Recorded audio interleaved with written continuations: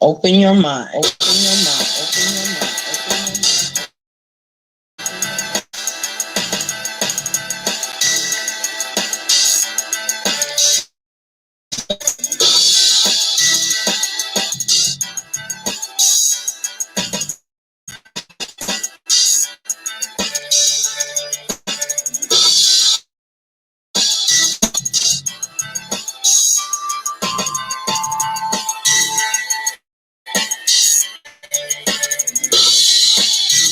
Open your mind. Open your mind. Open your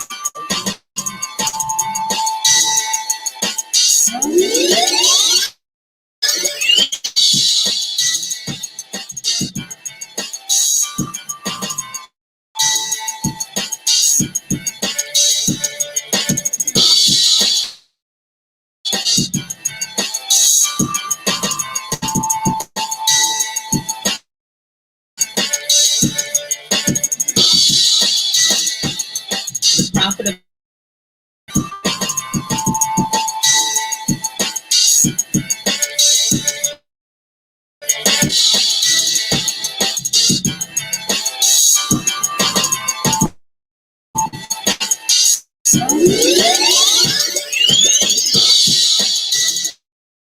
open your mind. Open your mind. Open your mind.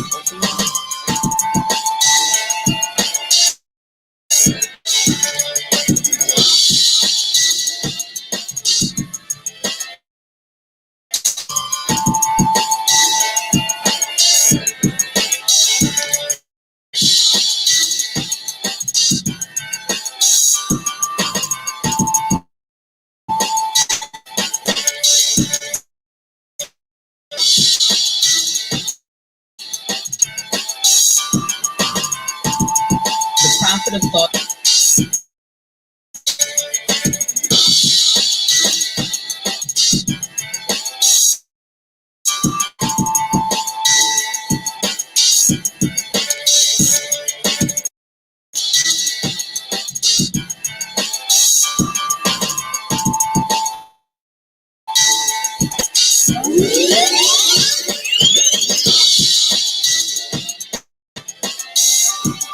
Open your mind. Open your mind. Open your mind. Open your mind.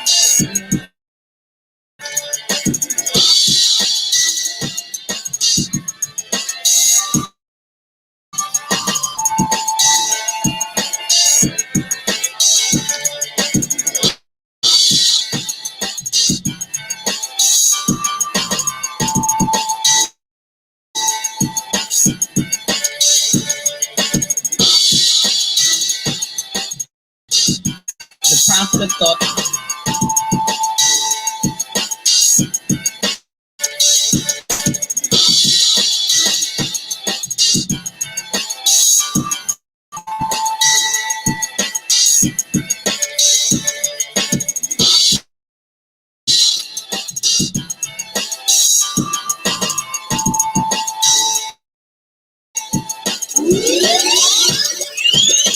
Open your mind. Open your mind. Open your mind.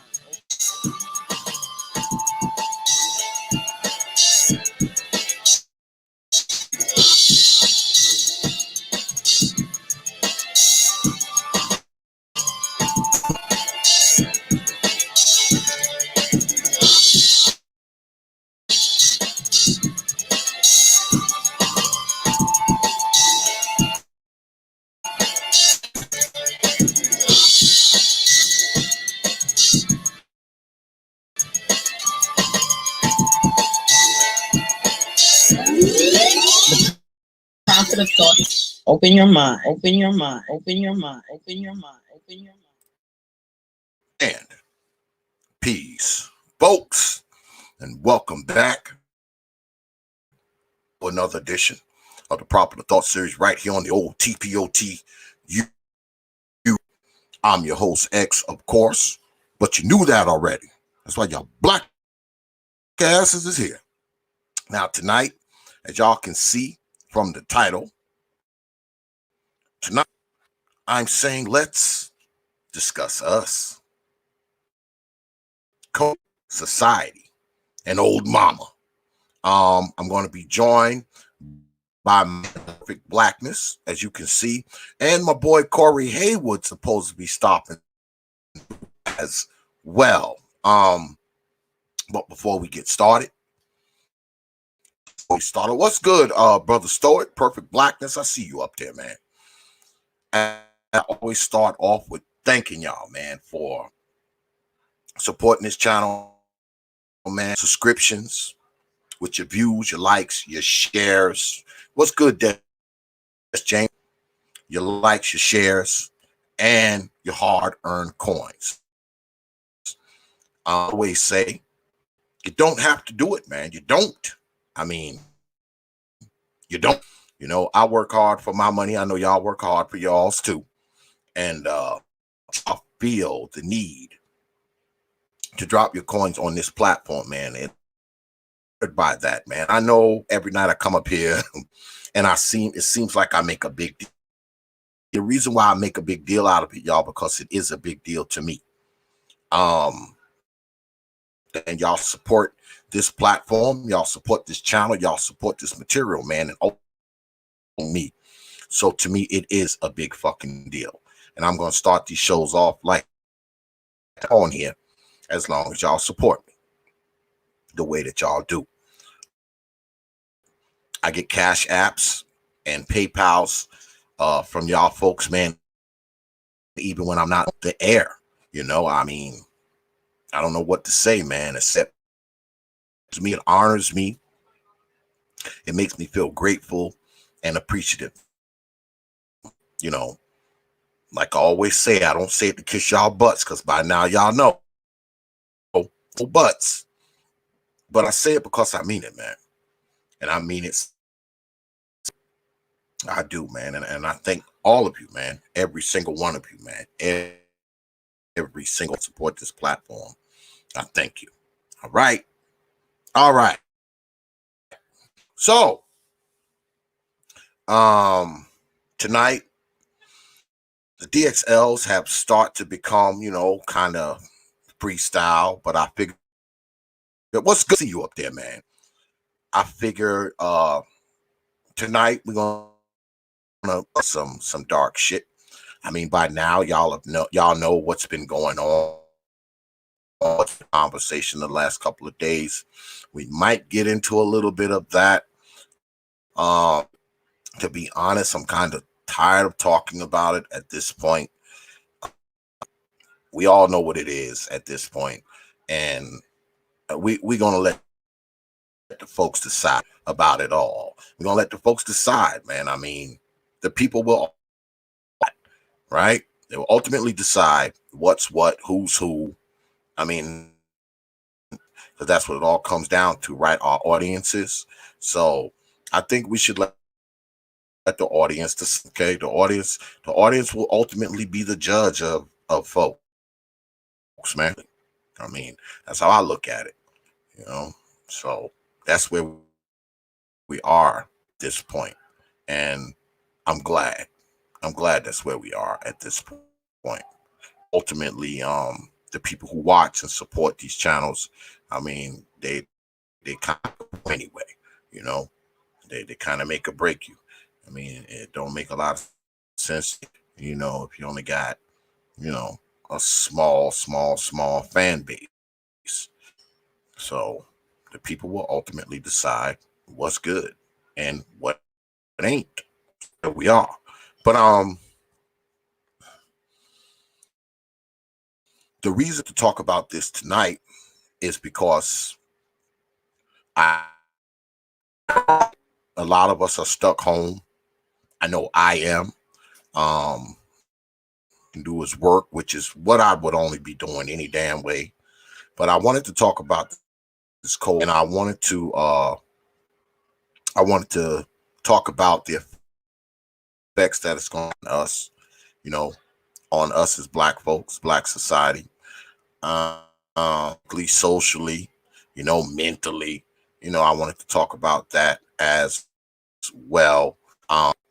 Then we want to talk about old mama. Prepare us for things like this, you know. Say KDR, I'm borging Sucks. Shit, I might have to switch microphones. Am I still? Still? Borgin, folks?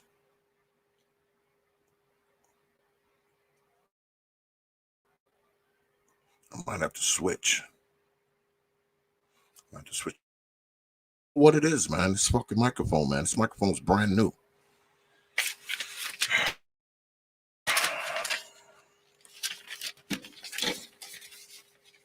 Oh, good now? Are we good now? Somebody's saying yep. Somebody's saying nope.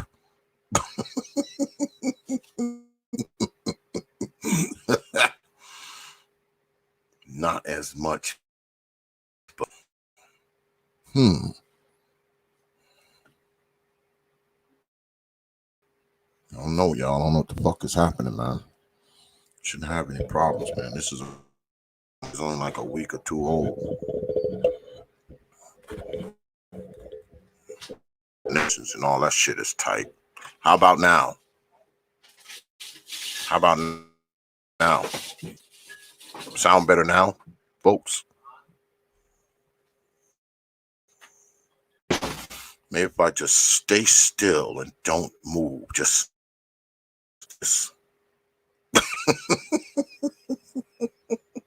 okay. Perfect. Oh, perfect Blackness, man. I hit you up in your email, man. So you can come on through. Yeah.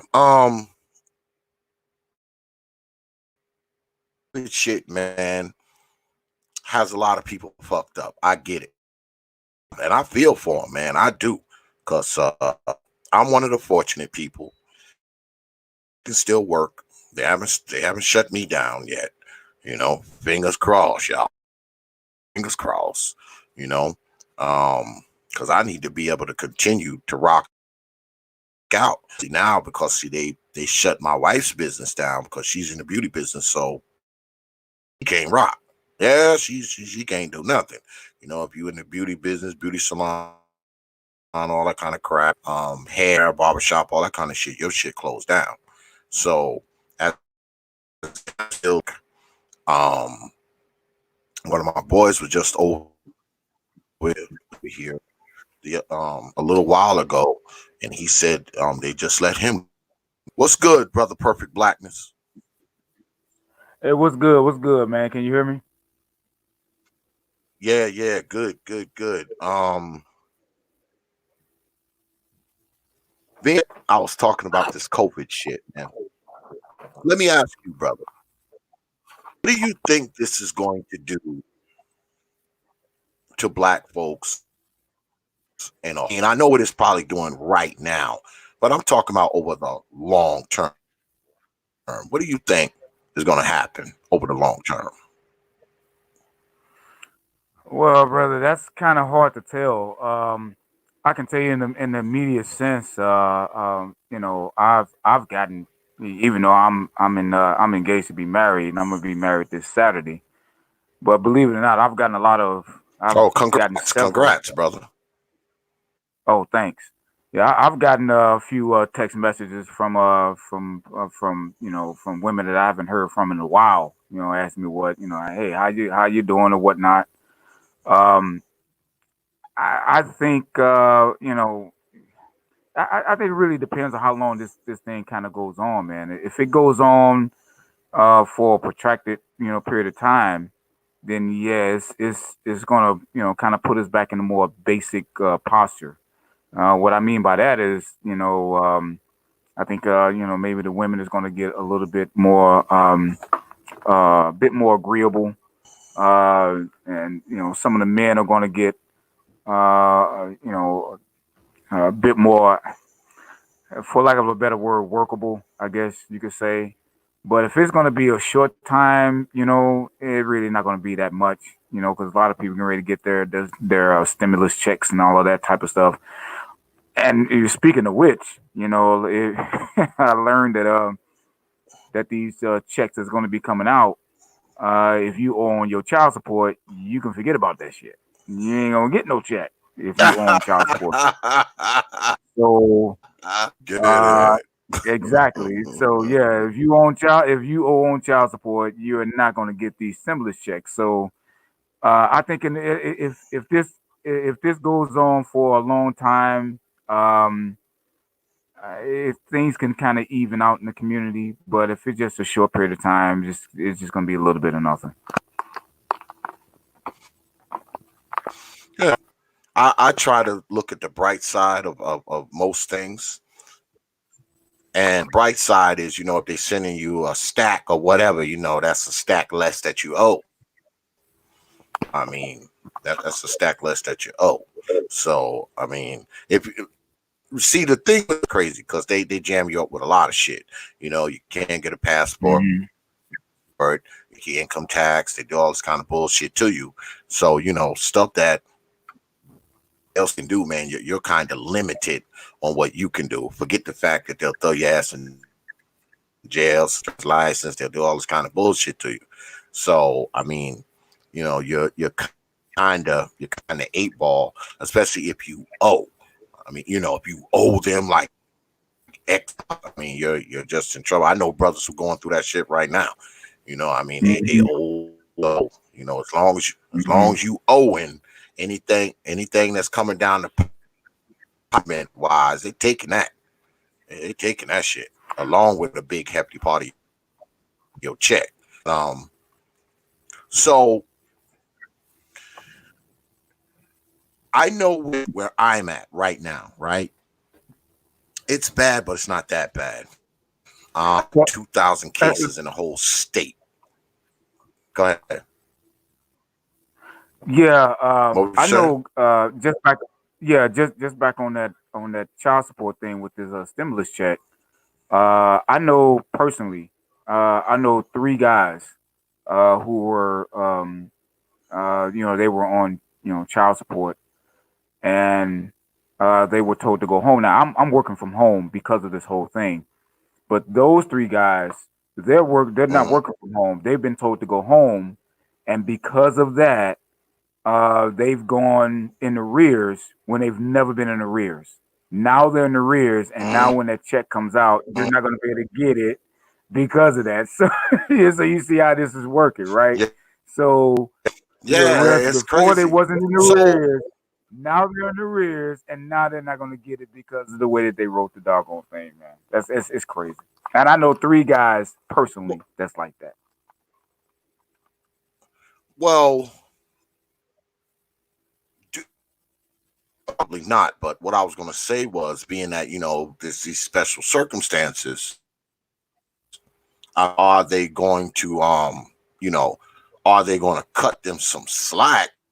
No, They've been let go. No, they ain't gonna cut them no, no slack. Like, no, forget on out there, catch fucking COVID.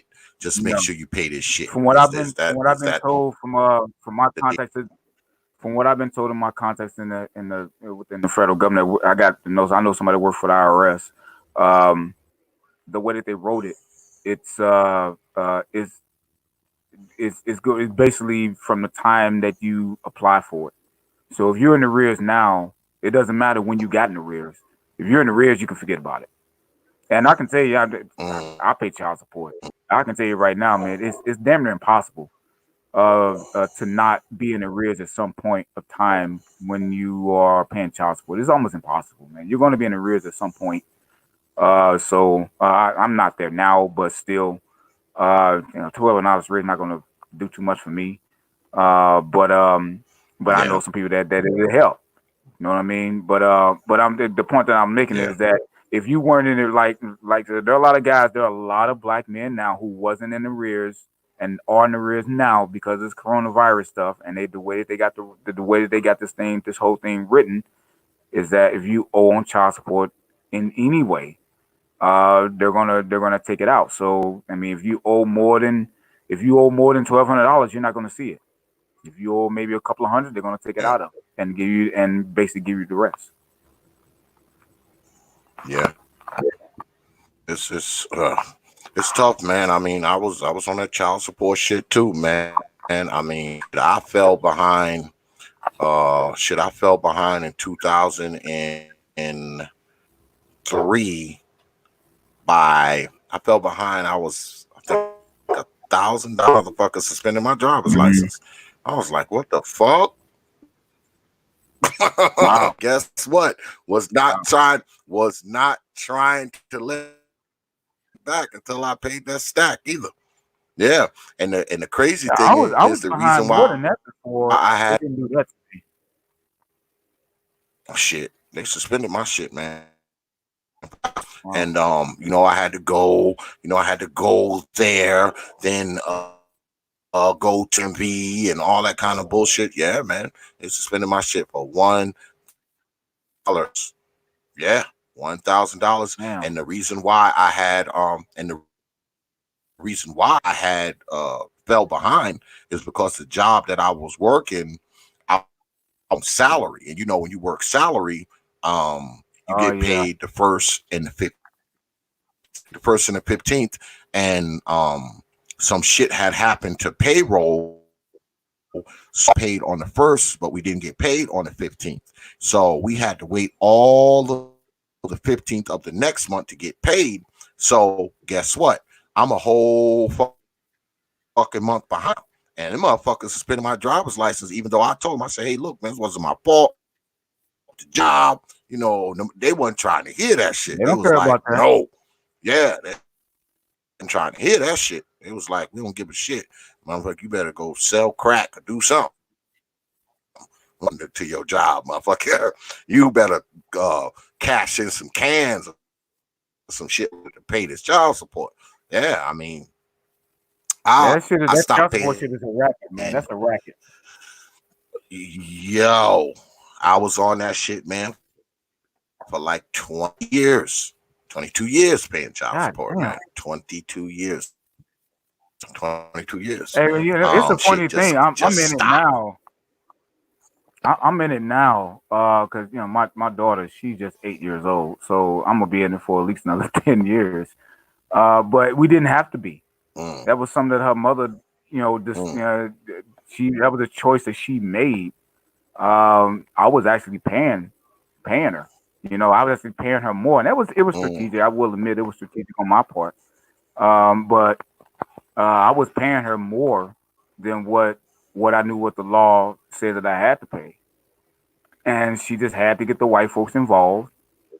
And when she did, I think because one of her friends or somebody was telling her, "Well, girl, if he's paying that, then he can probably pay more." So, and I warned her. I said, "Look, now if you do this, because you know how I feel about getting white folks into my goddamn check." And when she did, then I said, "Then you can mess around, and be paying less, and then I'm gonna be paying less." And she did it, and she, believe it or not, and this is something I tell a lot of a lot of guys that when she did it, and I can't do nothing but pay it, but the judge winded up giving her less than what I was giving her, and she Exactly. had the nerve to ask me to pay her the difference, and I told her no, Yeah. no, Yeah. no, no. You wanted the white Yeah. folks to be involved in my check. Now they are involved in my check, and they didn't have to be. Now you're gonna have to live with it. Yeah. I And I think a have no, lot of I have, times, I have no fear or compunction about it either. I don't care. yeah, My daughter's I taken think care of very well. I a give lot my of times daughter when they out. support shit, man, they do this Hmm. shit just to fuck with you, man. I don't even think it's about fucking with It you ain't. The and being child able support has to, never been about you know, taking care of the child. The child support ain't never been about that. It has yeah, never been. I have. I don't want to make a show about that. But this thing here, this is one of my things mm, it was one of my pet peeves is this family court and child support deal. It ain't about the goddamn kids. The courts and even the mothers can give a mm, rat's ass about the goddamn kids. They're making you pay because you bust a nut yeah, in them. Period. That's all that shit is. yeah, They're making you bust. pretty They're making much, you pay for busting a pretty nut in them, much, and and when it comes to women like my ex-wife, she's pissed that in her mind that I didn't. I guess I moved because I had the nerve to move on quickly yeah, after she divorced. yeah, So and because the society, because the nation gives her the tools to do so, she's using it. And it's really not much that I can do, and it's affecting my relationship with my daughter. But it is what it is, you know. Um, this is one of the things. This is one of the things Yeah. I'm always counseling, young guys about. I'm always telling them, man, look, um, you 18, 19, 20, 20, look, you don't need to be getting into no relationship right now. And all the guys that are listening, Mm-hmm. you don't need to be getting into no relationship right now. If you're that age, if you're in your 20s, stay the fuck out of relationships and marriages. Get your shit together right now. Stack your paper and all that type of stuff. Get your life right. By the time you're 30, man, you're gonna have them running after you. You ain't have to worry. You'll have your pick of the litter. Yep. Trust me. Yeah. Yeah. And I mean, shit. I look back on shit now. Shit, man. My last kid should have been my first. I mean, I had my last kid when I was like, 30. And I was just better prepared. I had more money. I had a better. I just had more shit going for myself at 30 than I did when I was like 17. Because I Oh my had my god. first kid when I was like a teenager. So when you're 18, you're just not. I don't give a fuck what you say. You kind of grow into the position. But man, when you 17, 18 years old, man, you ain't ready to You ain't ready for that shit. be nobody. Just not. I don't care what. Yeah, you're not. I know I wasn't. I wasn't, man. I was nowhere near ready to be nobody's goddamn daddy. I was, somebody can call me daddy, and I'm like 19 and shit. I would say Right. the same thing, man. I mean, get your shit together, man, and build up your money, do the things you need to do for you and get yourself straight, and then start thinking about, I mean, you ain't ready to be nobody's father, man, when you a kid yourself. You just say how mature your ass is. You ain't ready to be nobody's father when you still a kid. That's just the truth. Um, No, you're not.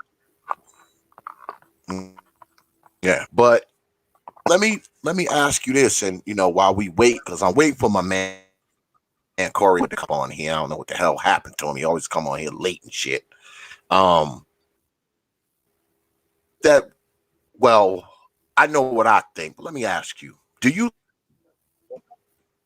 as a society, as Black folks, do you think we was prepared for whole coronavirus shit, man? For this COVID shit, were we prepared for this?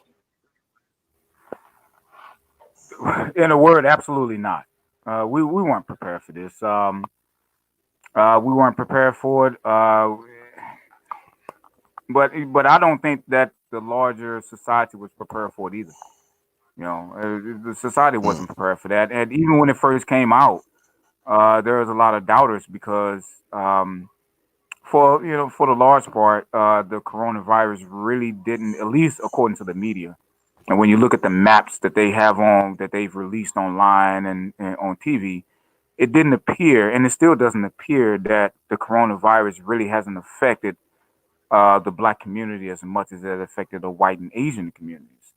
Um, and there's been some speculation from what I've read. I mean, there's been some speculation behind that. And some people that have speculated that because maybe that the blacks are a little bit more, maybe more resilient towards it, not necessarily inoculated or immune towards it, but more resilient towards it because of sickle cell, in terms of how the virus itself attaches to the blood cells, and because blacks or people of African descent tend to be more susceptible to sickle cell, or the people that may even have sickle cell traits but not be affected by it, and that could be a reason why a lot of black people across the globe are not as affected by it. I know Obsidian's, old man was saying in Philadelphia, and most people that are affected by it in Philadelphia are black. But I would say that when you look at big metropolises like that that are mostly black, yeah, you're gonna have probably mostly black people going to be affected by it. But you don't hear a lot of black people dying from it. Now here in Chicago, it was a woman that died from it, but she was an older woman, so you don't really hear a lot of. At least I don't. You don't really hear a lot of black people really being affected by it. Now my sister, she actually has it. I spoke to her day before yesterday, she actually has it, but she's been pretty much quarantined in her home. But she's pretty much been Mm, okay. She's not. I would say that she's kind of asymptomatic, and mm, so in terms of how Black people are affected by it, I think it's easy for Black people to kind of take it lightly, because it doesn't appear that we are as affected by it as the white and Asian communities are. I myself, I've been taking it pretty serious. I mean, when I like today when I went to go pick up my daughter, I always have her to take a bath. And when I leave out, during mm. the day, when I come back in, I'm always washing up and keeping my hands washing, all of that, keeping. So I'm taking my precautions and everything. But in terms of Black folks, I don't think we are. I think because we're not as affected, I don't think we take it as serious as much. That's not a blame or anything like that. Just more of an observation. I don't think Black Americans really taking it as serious because we're not dying as much. And to be quite frankly, to be serious, maybe the media may be making more of it than what it is. Because I mean, you look at I mean, the flu still kills way more people than the coronavirus. But I can understand because the coronavirus is something new. The human body has really never really dealt with it, so it is new. It's new. So, but by and large, I don't think the Black community is really taking it really that seriously. That's because we're not really dying as much. We're not getting as sick as much. We're not really affected by it as the white and Asian communities are. Yeah, I mean, I've been taking it seriously as hell.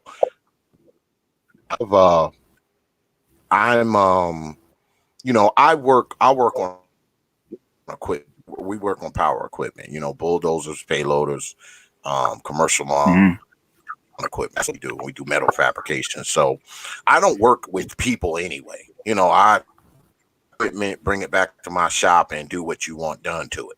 I mean, I don't really have to deal with folks. I ain't shaking hands like I used to. Since I wear gloves, I wear masks. I'm doing that kind of shit now. Sometimes I get too paranoid with it.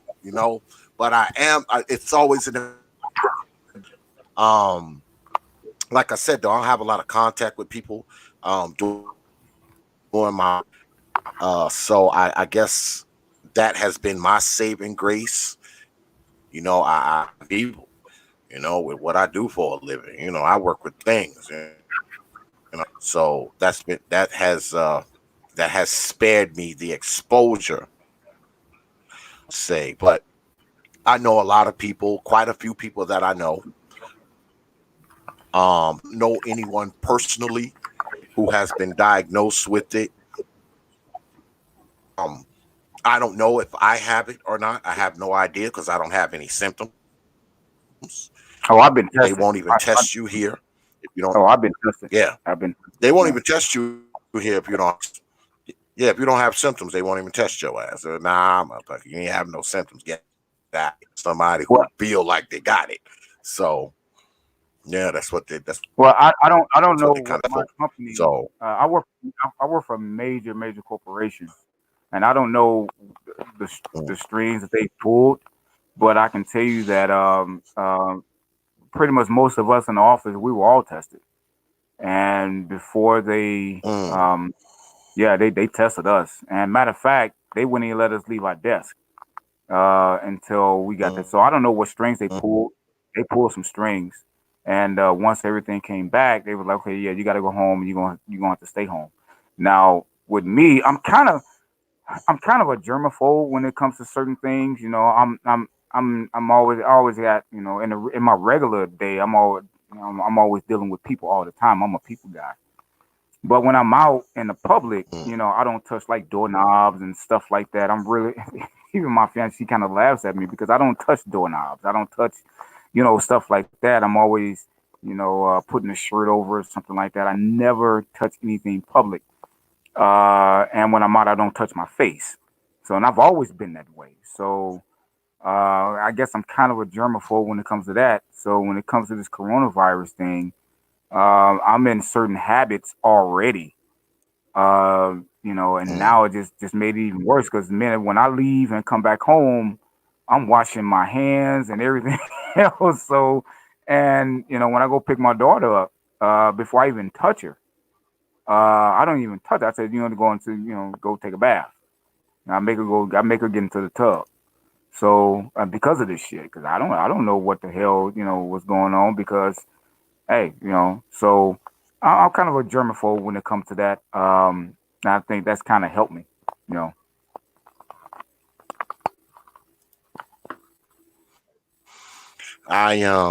Like I said, I try not to be too paranoid with it.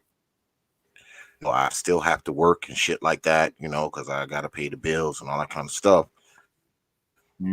Yeah. We in a state now where, we under that whole stuff can be done. But a lot of people lost.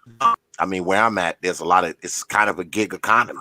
There's a lot of barbershops, shit like that. Man, all them shits are shuttered.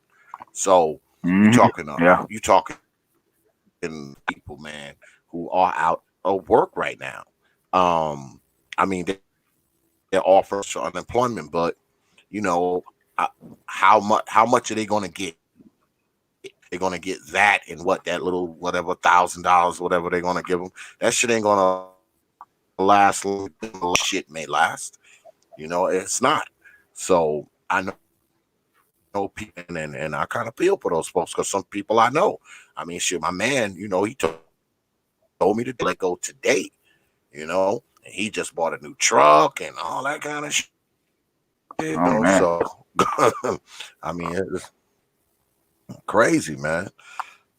Um, it's one of those things, though, man. It's something we're gonna have to deal with, man. I was telling my wife, because she was like, "Oh, this is just crazy. I can't go out. I can't do this. I can't." Something we're gonna have to deal with at least till it levels off. But like I said earlier, I try to look at the bright side of things, man, and they black folks, man, because one thing we're gonna have to do now, we're gonna have to get more familiar with our children because all the schools and shit are closed. Oh, they little asses is home all day, every day. You ain't getting no break from them. The house together. So now people really have to buckle down on those children. Um, Not only that, people are going to have more if they're taking this seriously. So they're going to have to get back into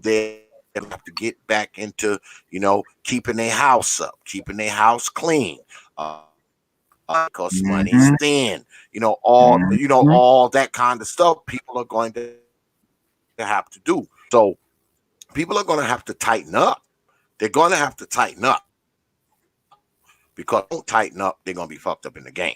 That's all it is to that. So this may be this people, and I talked about this earlier because I know in the city that I'm in, um, the utility company cut off your water, cut off your lights. They're not letting them do that. So those people who may have been behind this, they have a grace period to kind of get themselves together, reorganize their life. They have suspended evictions for 90 days. They have suspended for 90 days. So those people, that's 3 months readjust to kind of figure out what you're going to do, because see, the shit is not going to last, but you got that grace period of 3 months. You can say, okay, I got 3 months. Let me kind of figure out what I'm going to do. He kind of, get my shit together. Let me kind of organize what I'm going to do. Because see, you had 3 months that you didn't have before. And a lot of those people affected by those foreclosures and evictions are going to be out. Same with the utilities being cut off and all that kind of shit. So we have to look at the bright side of this, man. And a lot of us, guess what? It's time to get your shit right. It's time to make the fucking adjustment. It's time to, it's time to tighten up, man. Because if you don't, man, when this shit is over, you're gonna be right back you were before it started. All right, let me right back, man. I'm telling Absolutely. you, Absolutely. yeah. So I'm just hoping that It- black it- folks take advantage of the opportunity, man. it's Go ahead, funny go that you ahead, said brother. that. It's funny that you said that about about having to basically take care of these kids because um, what was it yesterday? I was on I fielded a phone call from a parent, um, and she was really pissed. And it was because the boys at home and everything. This is one of the kids that I mentor, and I've been mentoring this kid since he was in the fifth grade. And because he's at home now, and he's at home with his mother and his grandmother, because there's no man in the home. He's been a problem. He's been a real problem, at least Mm, from their perspective. He's been a problem, and so now they have to really parent him. Okay, and to the extent that there's yep.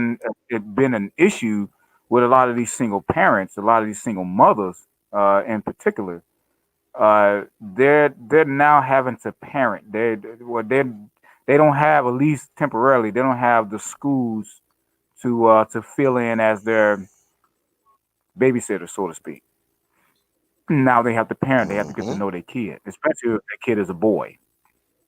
And now they got to really get to know him. Yep. So now the boy, he was calling me, asking me could he come over, and I was like, I don't have a problem with you coming over. What's the problem? What's going on at home? I mean, he's like 11 years old, and he's got problems with his mother and his grandmother.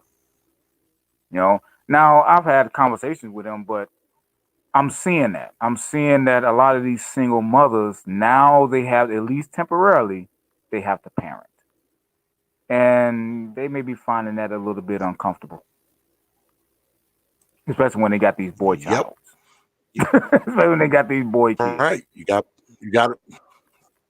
Because let's be honest, man. A lot of we just use goddamn school as daycare. We Exactly. we get them up. Got 7 8 hours to just fuck off. So now it's over now. Now you got to be his mammy or his pappy. You got to do it now because his ass every day, and it looks like for the foreseeable future, this is going to be. I mean, that's how it's going to be. I mean, there's nothing It may be that way for the next couple. so. It may be that I way for the mean, next couple months too, man. It may be that way. God, damn right. Now you got to be their mama and papa. Are you ready? Yeah, are you ready? Are you ready to be their mammy, to be their daddy? Are you ready? Well, if you used to living your I best love life it. and all of that, you ain't ready. You ain't ready. Not if you used to living your best life and having, quote unquote, having a life. You ain't ready. No, you're not. No, you're not. Perfect blackness. I love it. I do. I love anything that's going to make people improve the way they do these damn kids. I mean, I love anything that's going to make black folks tighten up, man. Hmm. When it comes to these children, absolutely, absolutely, man. Because this is probably the shot in the arm that a lot of us need. A lot of us probably need this shot in the arm to get understand and, like you said, get to know your child again. Because you've been using school for daycare the last few years. Or Now that people like me, daycare is football gone. coaches and mentors. Yeah, yeah. So now it's time for you to be their Hmm. parent. Something that you're not used to doing, and now you got to do it. Do it now. I mean, that's the long and the short of it. What's good, brother Haywood? What's good? What's happening? What's good, man? What's What's good? going on, man? It's been a been a Blackness up here, brother. Perfect Blackness. This is my man Cory Haywood, the alt writer, shit starter. What's good with it? I'm good. Can you guys hear me? Yeah, I can hear you. Yeah, I can hear you. we can Okay. hear you. All Hear right. you. Oh man, you know, I have a problem, man, with what's going on right now. I feel like, and look, I'm not saying that the coronavirus isn't a problem. I get it; it's a problem. I mean, even though there are 7 billion people worldwide, apparently only 500,000 cases of this virus have been reported. 122,000 people have recovered. Only 22,000 people have died. But I get it's a problem, even though, again, we have 7 billion people on Earth. My problem, though, is this. Like with most things, um, this is going to impact African Americans the most. This will impact people of color the most. When I'm not talking about the virus itself, because I think black people, we don't give a shit about this. We've been through worse. In fact, I've traveled, you know, through a few neighborhoods in my community, and I still see people moving as usual. And I think it's because we've survived things, you know, like slavery, the crack epidemic, what have you. And so we're not tripping over a virus. You know what I mean? I talked to some dude, man, a couple of days ago. We said, look, man, I used to gang bang. And nigga shot me and blew my whole shin bone off. I ain't tripping on no virus. He literally told me that. So I feel like black people, we're not tripping over something like this because we know that we'll eventually get over it. What I fear is that Hmm. as the economy suffers more, because from what I understand, I did some research today, 10 million people filed for unemployment. 10 million over the past month have filed for unemployment. That's a lot of fucking people. You compare that to 22,000 people who have died worldwide. Compare that to the 10 million people in this country alone who have filed for unemployment. That points to a much larger issue, right? Of people eventually not being able to provide for themselves and their families. And it's going to hit black people the most. And I'll tell you why. It's because many of us don't have jobs that will give us the flexibility to work from home. So, what do you tell that single mother of four who has rent to pay or a mortgage, whose baby daddy or baby daddies aren't giving her child support, and the only way she can provide for her family is by working? You have people in our community who barely get by when they work full-time jobs. Now you're asking them to pay their bills without working at all. And so this points really to white privilege here because, as we know, this country was ultimately founded on a system that benefits white people and pretty much forces everyone else to search for the scraps here economically. So you have a lot of people now over the next few months, they're going to have to figure things out while you have a bunch of white folks who work for corporate America at home chilling, not worried about it, telling everyone else, hey, stay home, save lives. No, motherfucker, your life is safe. What about the rest of us? That's the problem. And I believe that if this epidemic, if this pandemic rather, if it didn't, if it wasn't impacting white people like it is, this wouldn't even be news. If it were hitting black people and Hispanics, you know, people of color, the disenfranchised, the poor, the working class, nobody would give a fuck. But because it's affecting white people, all of a sudden now it's a global pandemic. It's an issue. Same shit. Like you look at the crack era, right, of the 1980s, when it was affecting black people disproportionately, when you had niggas walking around like zombies all over the hood. No one gave a fuck. I think it was the Reagans who came up with this stupid ass Just Say No Dare program.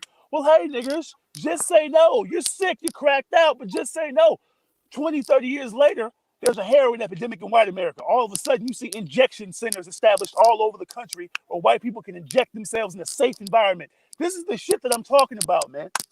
When it hurts white people, it's a problem. But when it affects us, it ain't shit. So again, I don't give a fuck about the 22,000 people who have died and the 500,000 people who've been diagnosed. Motherfuckers die every day of flu-related symptoms, of pneumonia and shit like that. I'm concerned about the economic impact that we'll ultimately have to encounter, you know, at some point in the future. And it's going to hit blacks the hardest. That's all I got to say. He's right on that. Everything he Well, said. don't you think, brother? Hey, oh, absolutely, I agree. But don't you think it may be easier for many black people to deal with this because we're used to living a lifestyle I mean, would it be easier for black people to adjust to it as opposed to groups? Because a lot of us, we kind of used to living on like a goddamn grain of rice type shit. Well, I think that will adjust like we always do. You know what I'm saying? When our ancestors were slaves and they were given scraps, pig feet, chicken feet, all kind of shit, we had to adjust to that shit. That's where soul food comes from. We've always been forced to adjust to our circumstances because for so long we've been getting the short end of the stick. And so now, when you have first of all, we understand that the gap is getting wider between the poor and the rich.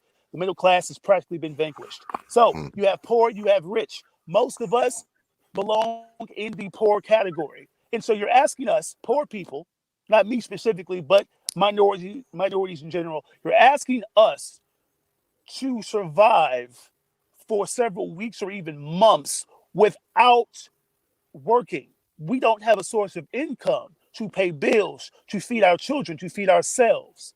What do you think will happen in the future when we run out of the little money that we have saved? Most of us don't have any money saved. The average black family probably brings in what, roughly $50,000 a year, if that, probably much lower. That's not a lot of money. So you're asking us now to work miracles economically just to stay afloat, to keep our heads above water. What's going to happen is this, and I told my white friends this too. I said, look, in the coming weeks, expect for niggas to start robbing y'all asses, and it'll be justified. Okay? Period. Because you can't hold a people down this way and expect for them not to react, to do whatever they have to do to survive. This is probably going to be an even harsher economic collapse than the one of 2008. People are going to suffer in ways they have never experienced. And so this virus will pass. But what are we going to do, right, when we're all faced with the prospect of a literal economic depression? What are minorities going to do then? Yeah. Yeah, it's something to think about, man. I mean, you know, like I was saying, I'm still working. So far, so good. And I know if I was out of work, if they put me out of work and shut my shit down, I could probably survive maybe 3 or 4 months. You know, I mean, anything beyond, I mean, I'm gonna be standing on the overpass or knocking over or some shit because anything after about 4 months, I'm serious. I mean, I'm a working stiff, just like everybody else. Should I get up and go to work? I mean, I might could hang on for about 4 months, without working. But I mean, after that, man, I don't know what the fuck I would do after 4 months. Forget to lose my mind too, which would make it worse because now I've lost my mind and I'm broke all at the same. So, I mean, I feel for these people, man. I mean, I know people who lost their shit weeks ago, and they're gonna give these people extra unemployment, but that ain't gonna be shit. I mean, what does unemployment give you? What do they give you? Like 50%? I mean, it's nothing. I don't think So unemployment gives you even 50% anymore. no shit, No, So I mean, these I people don't are think it gives you 50% anymore. gonna. Wow. See, that's what I'm talking about. I mean, people, like you said, Brother Haywood, a lot of people, man, are going to be facing some hardships. I mean, I don't think people are really right now because it kind of just started. I mean, we're going to really see what goes on, go say like another 2 to 3 months, which I think is going to. I think is going in a lot of places. I mean, it's gonna get bad. It's gonna get worse, man. I think it's gonna get worse, unfortunately.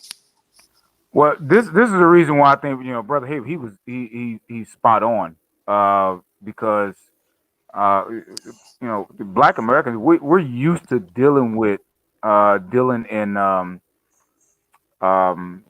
desperate situations, desperate economic situations. I mean, because we've been living like that.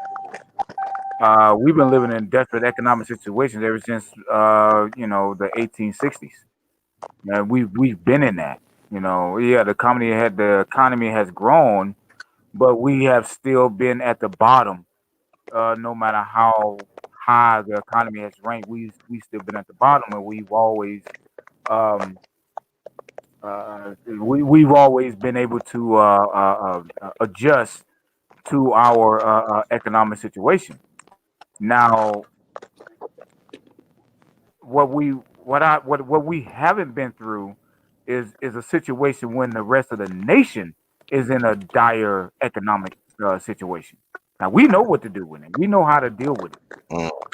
But yeah, the rest of society don't know how to deal with they don't know how to live in a dire economic situation. They don't know how to deal with that. They don't. We're more prepared to deal with it because that's been our economic reality. It hasn't been there. It hasn't been the economic reality of most people in the United States, in particular white Americans. So yeah, they with the minute there's a school shooting, yeah, then the gun sales start going up because they think that it's the apocalypse about to come. But for us, we've been living in an apocalypse, man, for the last several hundred years. We've been in this. They don't know how to deal with it. So, and if they don't know how to deal with it, they kind of project that crap off onto us. So when they're starting to hurt, we've always been hurting, but then they start projecting a lot of that crap off onto us. So that's why I think Black Americans should really start to kind of protect themselves. Kind of start thinking about, okay, yeah, we've been in this situation before. We've been in this situation. We're in that situation now in terms of economically, kind of really economically, what the rest of the nation is going through. Where we've been going through for the longest time, so we should know how to deal with this. What we don't know how to deal with is a white society who don't know how to deal with it. That's what we don't know what to do with. We want to do with that, and I think we need to really be mindful of that because when they get afraid of something, people start dying. Yeah, I agree. We've been joined by my man Style. What's good, brother Art? You want to weigh in on this, Oh, brother? nothing. Yeah, I've got some of my findings because I'm in a fraternity. We got all kinds of engineers and scientists and doctors and all that. And so, I have to consult all these different brothers around the country. One of the things that I was advised, if you're going to get tested, try to get tested with two different doctors to make sure that you can, compare. Because sometimes if you just go to only one, then you just stuck with that, and that's going to be on your record as have someone being positive. Um, the other thing too, and this is happening globally, there are findings of people coming in and they're being diagnosed with it, but they were wrong. And then when they go and revisit again, instead of just changing it, like saying that they have something else, they just say that they're cured. So that's been going on. They were Wow. doing that a lot in Italy. Oh So if my! you see the cure rates in Italy and China, those were usually the case. So, it's not to say that this stuff don't exist, but some people would just not give you all the information you need. Um, I mean, but the key thing is talk to people that are into science, into science labs and engineers. They're the ones that give you a lot of stuff that the news are not telling you. That tells me there's a lot of people running around that's asymptomatic as well. That's what it tells me. Yeah, yeah, yeah. Yeah, There's but gotta. again, like the brother was saying, It affects different people differently, right? Affects different people differently. So yeah, because all the brother was dead if they saying, get it. yeah, you got to follow the money. Wherever the money's concentrated on, that's where your finger has to be on the speed dial. Because when Mhm. things supposed to clear up and everything, Mm. whoever's going to be behind on that stuff, might be too late for them. So everything it looks like a reboot or a reset.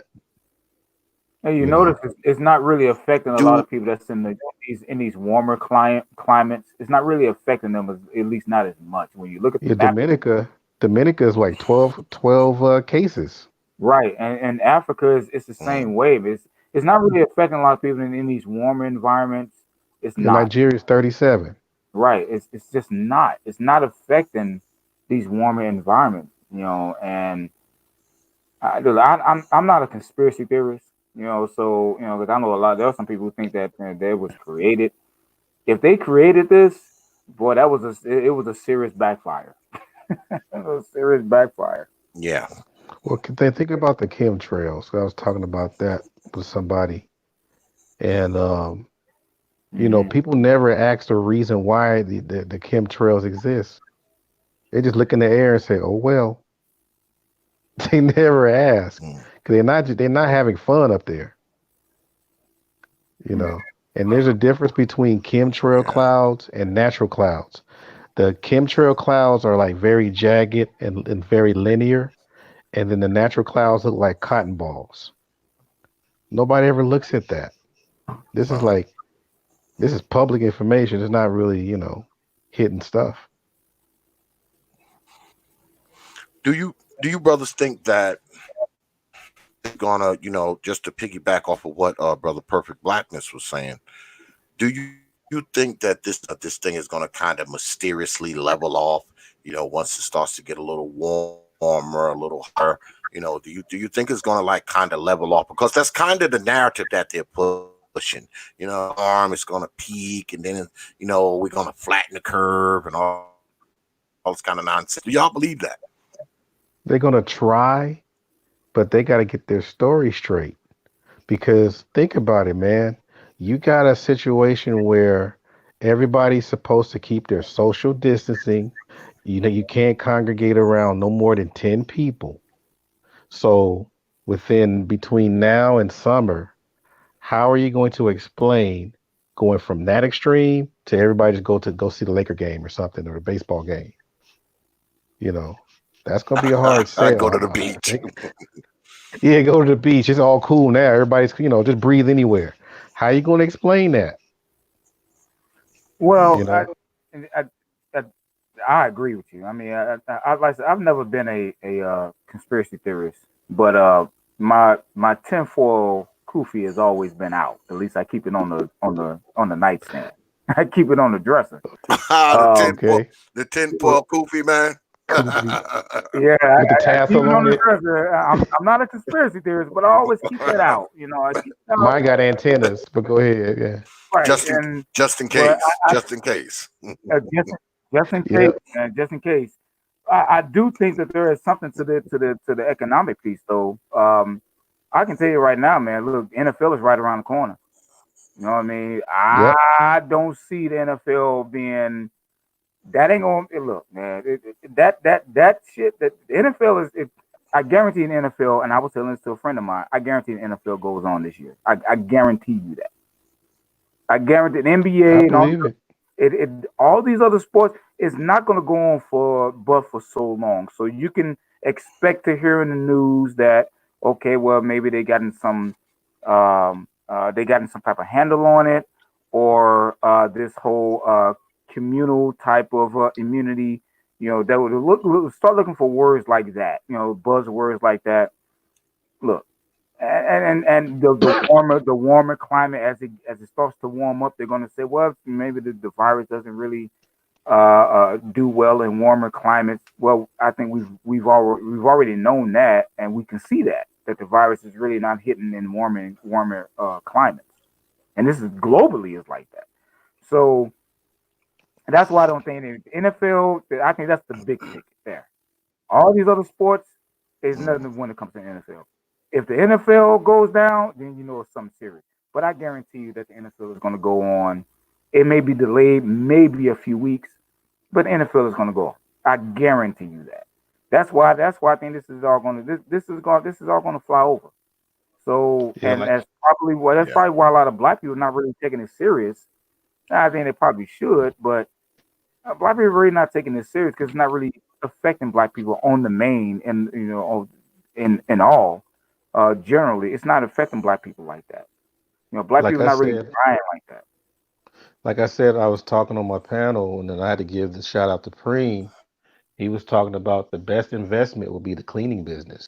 Anything with cleaning, they're gonna be winning Mm-hmm. after this. And Yeah, my prediction, yeah, I can't prove yeah. it, but I can predict that. You know how you have your TS, everything has to go through TSA, like your locks and security and all that. There's going to Yeah. be some kind of government entity on being certified to clean in the name of coronavirus. So they're Mm, going to have stickers, mm. certification. So the fact that you're able to do that, you win it. You're going to get hired on the spot.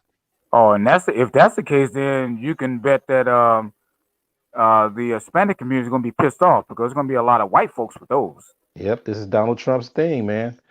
So he gonna take the credit for it. I made America great again. I brought the jobs back. Blah blah blah. So, we're looking at janitorial, carpet cleaning, maid services. And that's about to go back to the white community then, Yeah, or black man. So community. Yep. you got to go through that. So you're gonna be trained. You're gonna be, U.S. What is it? U.S. government certified to clean, and you probably leave a sticker behind. Clean by such and such Yeah. with a number on it. Like OSHA. this is It yours. OSHA Yep. standards. Exactly. Yeah, they're gonna meet OSHA Yep. standards. Yep. And the Man, businesses that are the. Mhm, mhm. I keep Go ahead. saying that I think black people are gonna come out better on the other side of this, man. I mean, that's what I believe. Maybe, but I think black folks are gonna come out better on the other side of this, man. I really believe that. We're gonna come out, I but think you'd of be. course, I some think, of I us, think you'd be right on that. yeah, I think, of course, some Go ahead. and not do what we're supposed to do. But I think the overwhelming majority of us, man, on the other side of this, man, out better as better people, hopefully better parents, um, together, man, and more focused. That's what I believe is going to happen for black people. That's maybe a year from now you'll be on here saying, "X, you ain't know what the hell you was talking about. Still doing the same shit." But but as it Yeah, the ones stands that come out on top are the now, that is believes. yeah the ones that come out on top are the ones that are informed. When you Mm-hmm. and that's the thing. I keep in touch with people in different countries to just trade notes, like what's going on over there, what's going on over here. My wife's family is in Brazil. I got friends out there in Japan.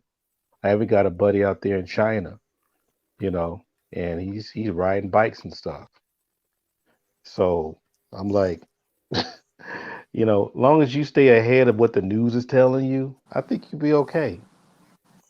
I think you because like Yeah. the way they made it sound like it's like the living, the Walking Dead or whatever, where people just walking around and just dying like flies on the ground, but you don't actually see the people. All you see is some bags in hallways and hearing these news and things. And I'm like, yeah, I'm like, I mean, anybody out there in New York, y'all might want to start investigating a little bit more if you're in New York. Well, I lived in New York, brother Art, I would be somewhat concerned with all the cases that they have. Now, I'm in North Carolina. In North Carolina, there's 11 million people. So far, there's 2,000 documented cases. So, that's not a lot when you talk about percentage wise, 11. But if I was in New Yeah, York, I man, would I I'd would be get somewhat concerned. Well, yeah, here's the thing. Concerned. Can you guys hear me? Yeah, we can hear you. Go ahead. we can hear. Yeah, we Uh, hear you. Go ahead, we hear you. the and I agree with everything that's been said thus far. The issue is this, and I know how I may sound. Let me first say that I am a semi-Republican, right? So there might be some things that I will say that you all may not agree with. I don't know where your Semi, affiliations lie. semi, My Semi. my Republican, brother Haywood. condolences.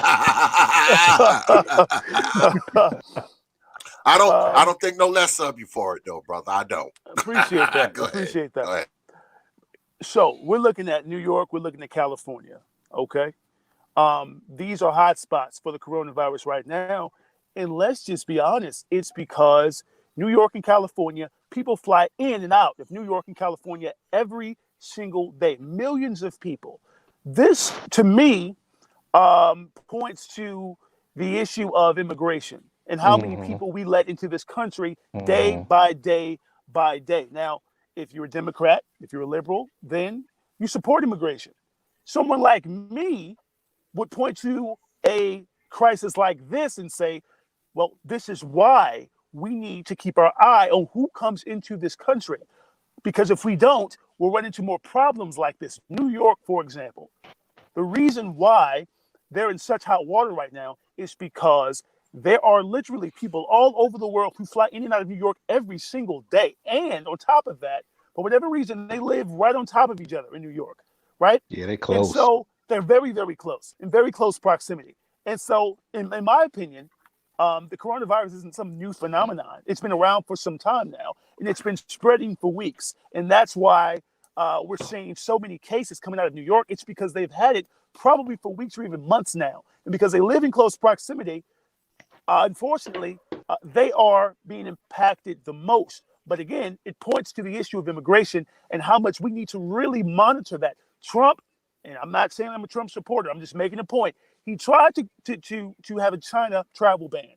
He attempted to put that into place. And when he did that, people called him racist and xenophobic. That's what they called him. They called him a racist. And it's because he got wind of what could potentially happen unless something was done about it. He attempted, right, to prevent the issue from happening. And unfortunately, he got a lot of pushback, and ultimately, it never happened. But again, this is something that we need to pay attention to moving forward. We can't just have any and everybody coming up in here. Oh, I agree. I agree. I'm not a conservative, but I do have my conservative leanings on certain things. But I also have my progressive leanings on certain things. When it comes to immigration, I am very conservative in that I've always felt that we not only should we lock those damn borders, those walls should be built twice. Build them motherfuckers high, build them high, and build them twice. Because in terms of immigration, really doesn't help the black community, and that's where I always come from. How does it help the black? Immigration does not help the black community, especially open borders does not help the black community. Now, I do have my progressive leanings on certain other things, but when it comes to this issue, yeah, I think we should not only we should build that wall. I think we should have the southern and northern border should be locked. Period. Absolutely. I spent 10 years in the United States Army, and I believe that in secure walls, secure borders, secure wall. I believe in that. There's nothing wrong with locked doors. Okay, unlocked doors don't get you nothing uh, uh, uh, a family that's taken advantage of. Pretty much. So yes, I definitely believe that those borders should be locked. They should not be open the way that it is, and I don't like it. But like I said, that's one of the one of my more conservative leanings on things. Well, I really hate to say it, but in Frisco, that's one of your highest Chinese populations. And in New York, you got a grip of Chinese people there. Yeah, that's true. So so the majority of the cases in Very true. California are up north. You know, I mean, we got a few here and there. I was looking in the paper. The majority of the cases in Southern Cal, where I'm at, they're usually in affluent neighborhoods like Beverly Hills, Westwood, uh, Santa Monica, Long Beach. And then some people would argue, well, probably because they weren't tested. But I mean, the other places that are, like the black areas, it's pretty, numbers are low.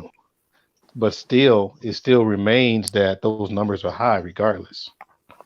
So, Exactly. Well, Yeah. what's funny now too is, and I could be wrong, maybe I was misinformed, but it seems like Mexico rather, is closing down its border. They're not allowing anyone in that motherfucker. Why is that? You see, and this is the shit that I'm talking about, man. Well, they're being When prudent. They're They're close. being right, prudent. yeah, Not they're being prudent. You know what I'm saying? It's like when it's convenient, right, for Mexico to shut down its border, that's not a problem, right? Liberals, Democrats don't have a problem with it.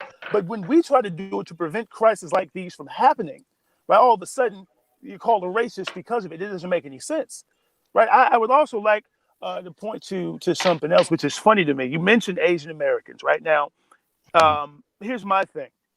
They are experiencing a significant amount of hatred, right? The hate crimes against Asian Americans have increased exponentially over the past several weeks. Obviously, we Yeah. know why. The virus came from China, and so people usually act ignorantly in moments like these, right? Okay, so you have people now attacking Asian Americans, and you have black people, right, stepping up to defend Asian Americans. Even the name Actually, China virus, uh, the name China virus, which Trump uses and others use. I've seen a few black sympathizers step up and say, "Hey, we shouldn't use that. It's insensitive. It's offensive to Chinese people." My opinion is this: as a black man, I am really getting sick and tired of black people defending other racial groups. We have no business doing that. Period. And I'll tell you why, particularly with Asian Americans. They have no respect for us whatsoever. Period. I have done my research when it comes to this. Go to fucking China. I dare you. What you will find is you will find museums in which they compare African Americans, black people in general, to animals, apes in particular. Okay. You look throughout our community, how many Vietnamese and Korean and Chinese people have businesses in our communities and they still discriminate against us? They still look down on us. We give them all of our money, millions every year, but they treat us like shit nonetheless. Walk past a Chinese American, most likely you won't even be recognized or waved to. And lastly, I saw a commercial, and you guys can find this on YouTube, where there is a Chinese girl, I believe, and she sees some black guy, a black guy who's interested in her. She grabs him, throws him into a washing machine, and he Oh, that, emerges a yeah, that's an Chinese old man. commercial. I've seen that. yeah, I seen that shit. That was like probably 10 years ago. It was either Chinese or Korean. I don't It's know. Chinese. It's Asian, China. whatever. Okay, It's Chinese. Chinese. Okay. China. It was Chinese.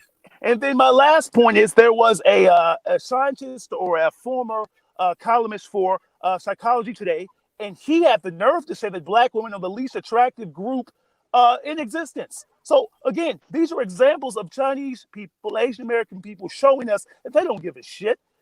That they feel like we're inferior. Even the color of our skin, they criticize, and yet we are stepping up to defend them. No, they don't get that from us. Not this time. They got to figure it out. And again, for whatever reason, we like to defend everyone else, but when it comes to ourselves, right? When people show us hatred, when people show us disrespect, we don't step up for ourselves, black men or black women. We let it ride. That needs to stop.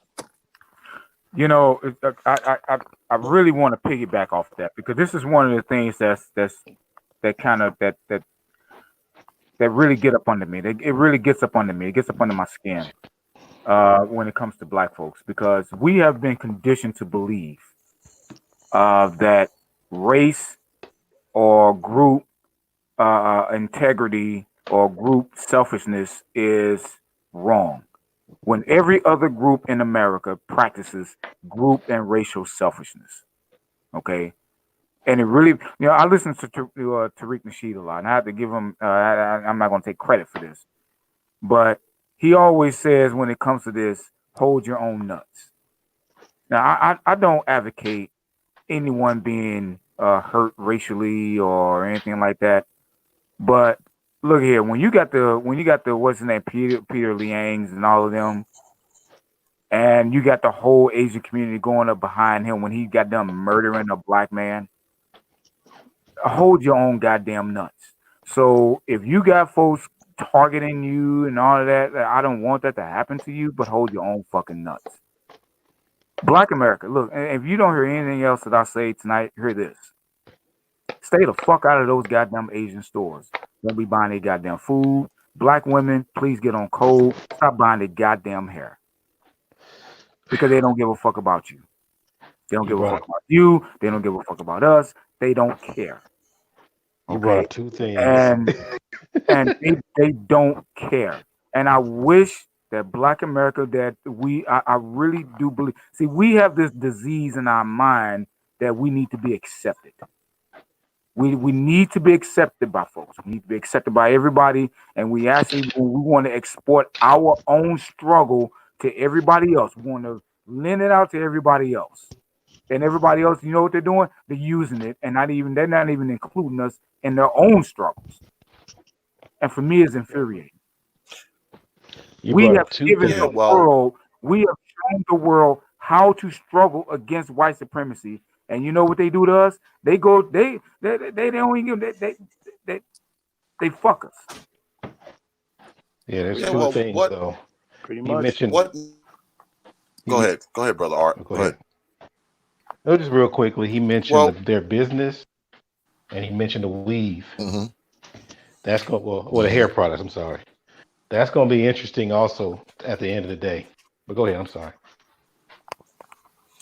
Yeah, well, you know, all groups, the quote unquote whether it's Latinos, whether it's Asians, whoever, Native Americans, whoever, they they they will always come to black people, and I'm not one of those. I'm not on race and all that kind of stuff, but I mean these groups will always come to black people when it comes to fighting the civil rights. That's kind of have a fake kind of solidarity with black folks, when it comes to the civil rights thing, because they need black folks' numerical strength because there's so many of them. When they are doing marching and they're fighting, for people discriminating against them, or I recall Native. Oh, they wanted, black people to march with them when the government was uh, run these oil lines through their rivers and through their reservoirs. A lot of them got on TV and they said, well, our African American brothers and sisters need to stand with us, so you get that kind of shit all the time to other so-called minority groups because clear. They need black folks' numerical strength. Now, that's once that's over, they go back to doing the shit they always back to being honorary white people. See a lot of times they vacillate. When it's some civil rights shit going on, now they want to be honorary black people. When they're not facing the civil rights shit, now they go back to being. See, we got to understand what happens with this kind of shit. I mean, if people are out there beating up Asian folks or targeting Latino folks or targeting, people from the middle, if they're targeting Sikhs and all that, you will see that they will some degree of solidarity with black folks. They will actually call us sisters, our African American brothers and sisters. They will use that term convenient because they know there's so many of us, and if they get us out there and get us marching and get things, it kind of looks like a solid between the two. And it's not so much that they think that way. That what bothers me is that we fucking fall for it. Every time. And Every that's what time. That's my problem. the fact that we Every fall. time. Shit, man. This goes back, Man. man, to the civil rights movement of the 1960s. Okay, it benefited everyone, not just black people. Hell, even benefited white women. You go 20 years later, affirmative action. Do you realize affirmative action benefited white women more than it did minorities, especially black people? It still Look at the benefits still white women benefiting more than white women. anything else. Look To the at white look at women. the Me Too movement. The Me Too movement, as you all probably know, was started by a black woman. It was hijacked by white women. And again, over the past 2 years, they have selected the Oprahs and the Gales and some of the world to help them push their agenda to make black women think that their struggle, right, is universal. No, it's not. It's your struggle. But again, you have black women falling for the okie doke, right? Marching with them in the streets, protesting, all of it. Look, this is something that we have to stop. And this is why I get with Malcolm X more than I get with King. King, his dream included everyone, all racial groups. He wanted everyone to be equal. Malcolm X wasn't about that shit, right? I come from that school of thought where we need to start supporting our own. We need to start encouraging and uplifting our own. Fuck everyone else, because at the end of the day, when they're done using you for their purpose, they will toss you to the side, right? we show them so much sympathy and love, right, and loyalty when they need our help. But when it's time for them to reciprocate, they disappear. They're nowhere to be found, and that's a problem. And as you mentioned, man, we keep falling for this trap every single time. It needs to stop. It's a cycle that keeps repeating itself. And I don't know if it's because we just love other people so much. I don't think that's what it is. This validation thing extends beyond just the white community. We want validation from all communities. And it's We because we've want to been be accepted. conditioned. We We want to be accepted. right. We want validation and We have acceptance. an Exactly. innate need to be accepted by people. We Exactly. need this, and that for me, that's a sickness within and of itself. Absolutely. That is a sickness because that sickness has bled into our everyday life.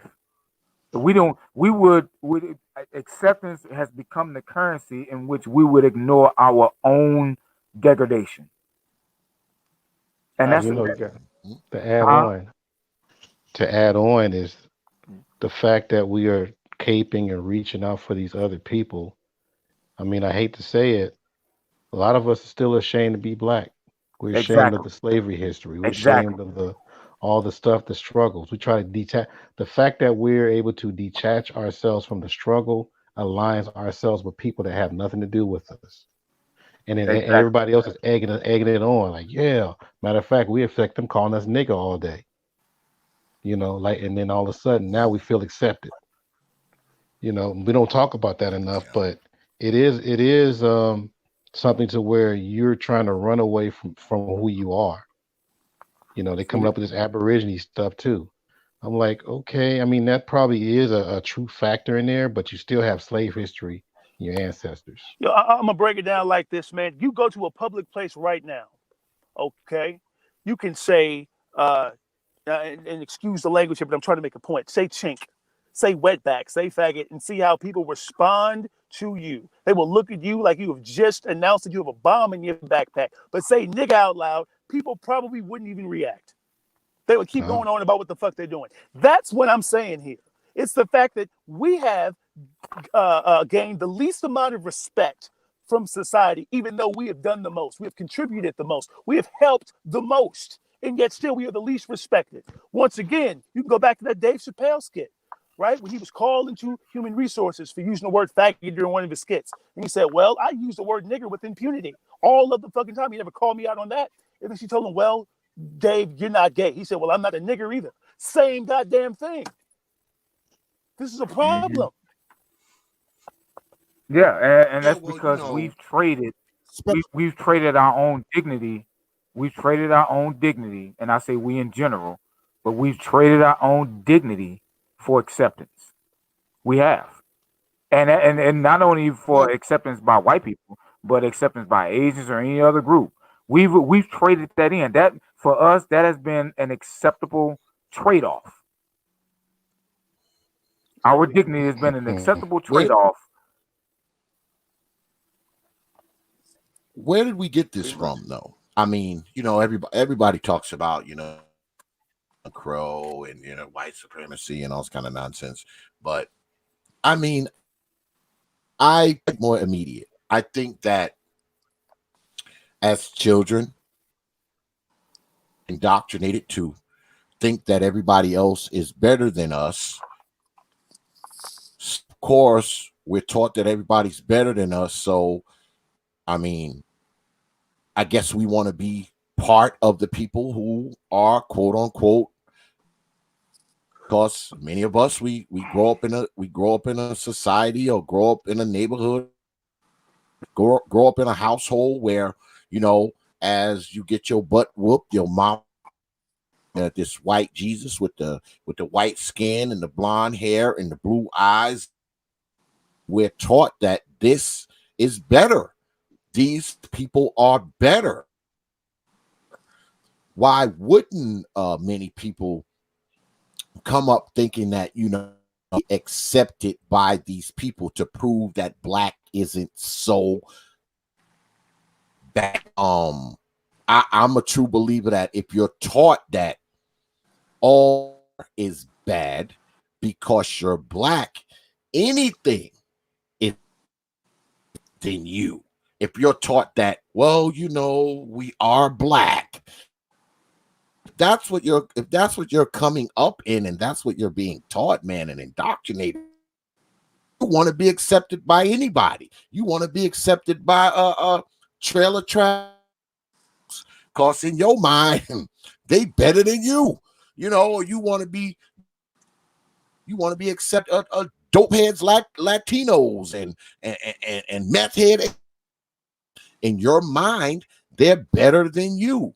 So we can't even be shocked when you got black people who actually positively want to be accepted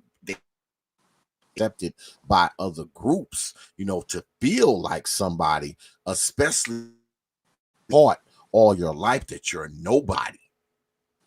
I mean, And again, it points to, look, they will listen to our music, dance to it, learn our dance steps. They'll eat our food. They'll watch our movies. They will steal from our culture, right? But they don't want to be us. They don't want to be in our position because still, till this day, even though slavery ended many, many years ago, even though the civil rights movement ended many years ago, right? We're living in 2020 now. And the funny thing is, black people, we have come a long way. We've made quantum leaps in many different areas. But at the end of the day, still, to me, we're still scratching at the bottom of the totem pole. And it's because people generally have a lack of respect for us. We're entertainers.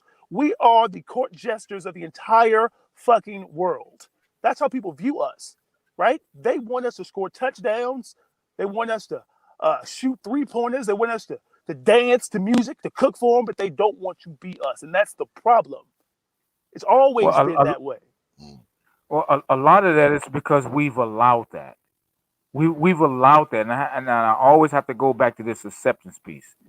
We have allowed that, and the reason why we've allowed that because we have seen those things as acceptable trade-offs for acceptance. We've allowed. Now, personally, I don't think we should. I think we should see ourselves as exclusives, just like Dr. Claude Anderson said. We are an exceptional people, and we should view ourselves that way. But we don't. We don't view ourselves that way. We view ourselves as something to be shared off into the absolute into the world for free. Okay, and for me, that is an indicting way to look at it. And I'm sorry, but I do indict us on that because we view ourselves to be that cheaply. We view acceptance to be the top currency, almost more than gold or diamonds. If Asians and whites see us if they accept us at least on an individual level, man, that's worth it, man. We would give up our goddamn mothers, fathers, sisters, brothers, and every day, and anybody else twice on Sunday. And that could be the mark of oppression. But still the fact remains is that we see that as an acceptable trade off. So they don't respect us because we haven't demanded respect. Not at all. That's true. I mean, look at the AIDS epidemic in Atlanta. You know how many people in Atlanta have AIDS? It's running rampant throughout Atlanta and probably all over the world. I wonder how many black people die of AIDS every year. Probably more than the coronavirus thus far, right? Was that labeled a pandemic at all? Probably No. not. You know why? Because it's killing niggas. That's why. Now you see how fast they came up off that money, that $2 trillion, but they say that they don't have no money for reparations. See how fast That they came too. up that?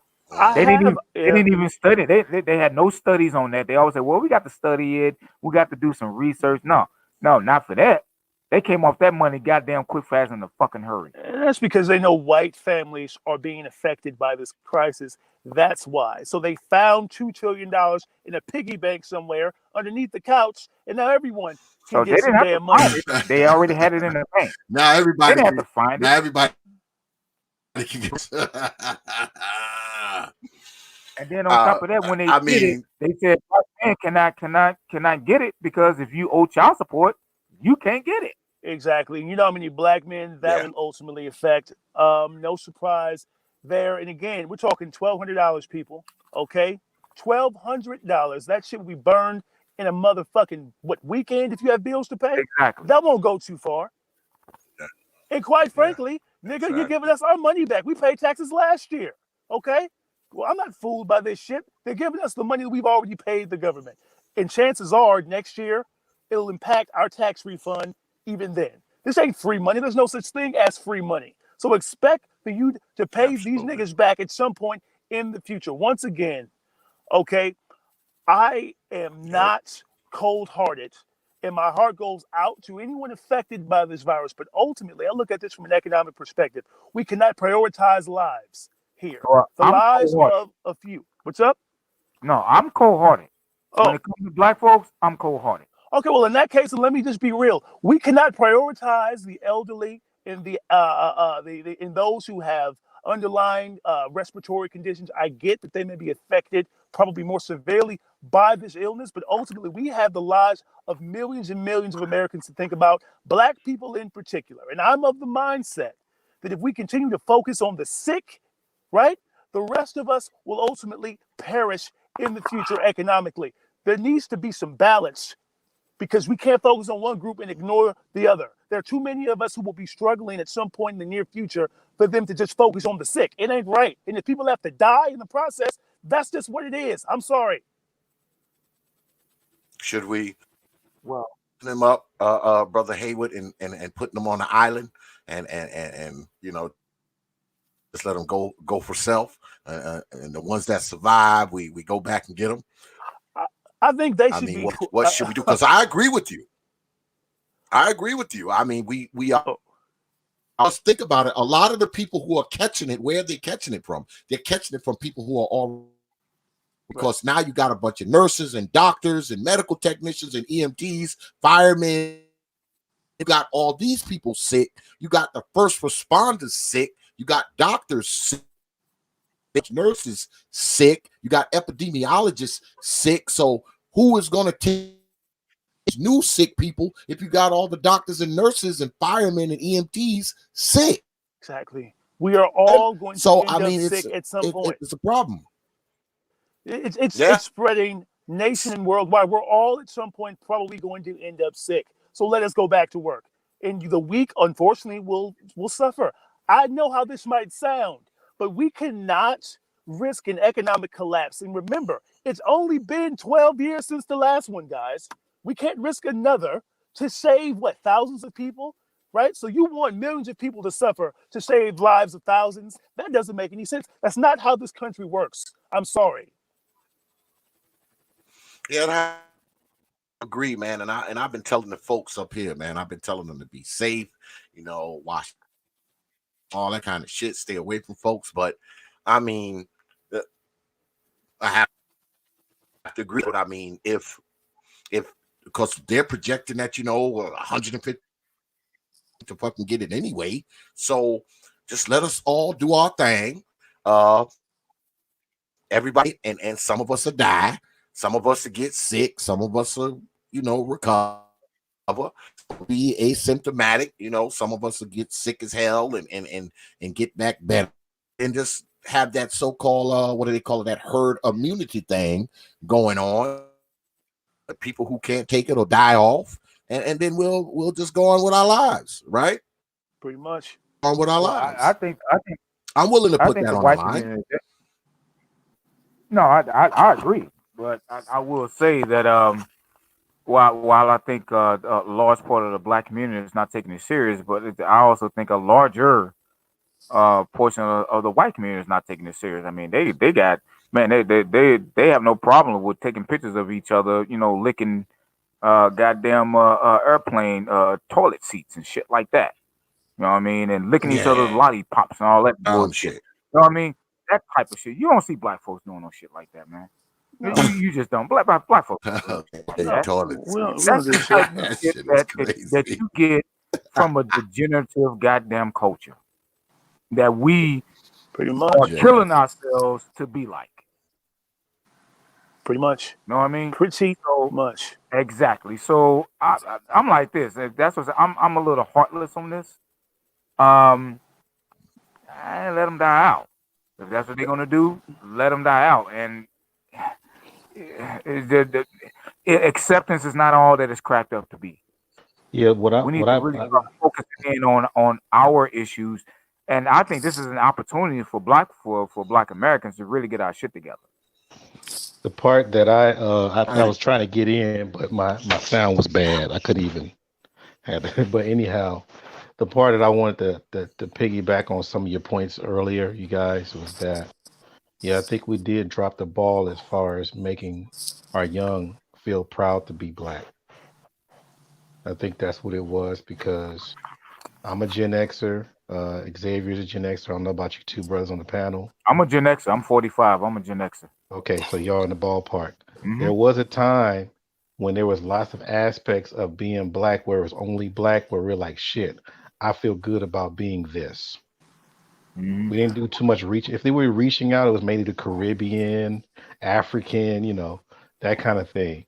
But I mean, we were really celebrating blackness until what, 94, 95, maybe? I would go. As I would go even earlier than that. I would. I would say around the mid '80s or so, where I think the black community really started to begin to lose its way.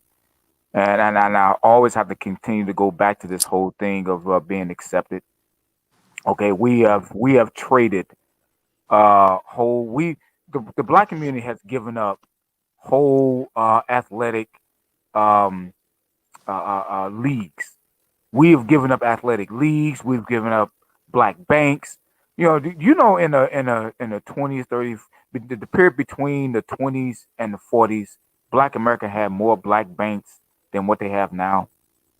More black yeah, business that than was what they have now, and that's because a large reason of that's because we have seen or we have accepted or we have become convinced that being accepted by white folks or by other communities is a larger currency than yeah, being accepted by amongst ourselves. We have yeah, been convinced that being exclusive is actually being racist.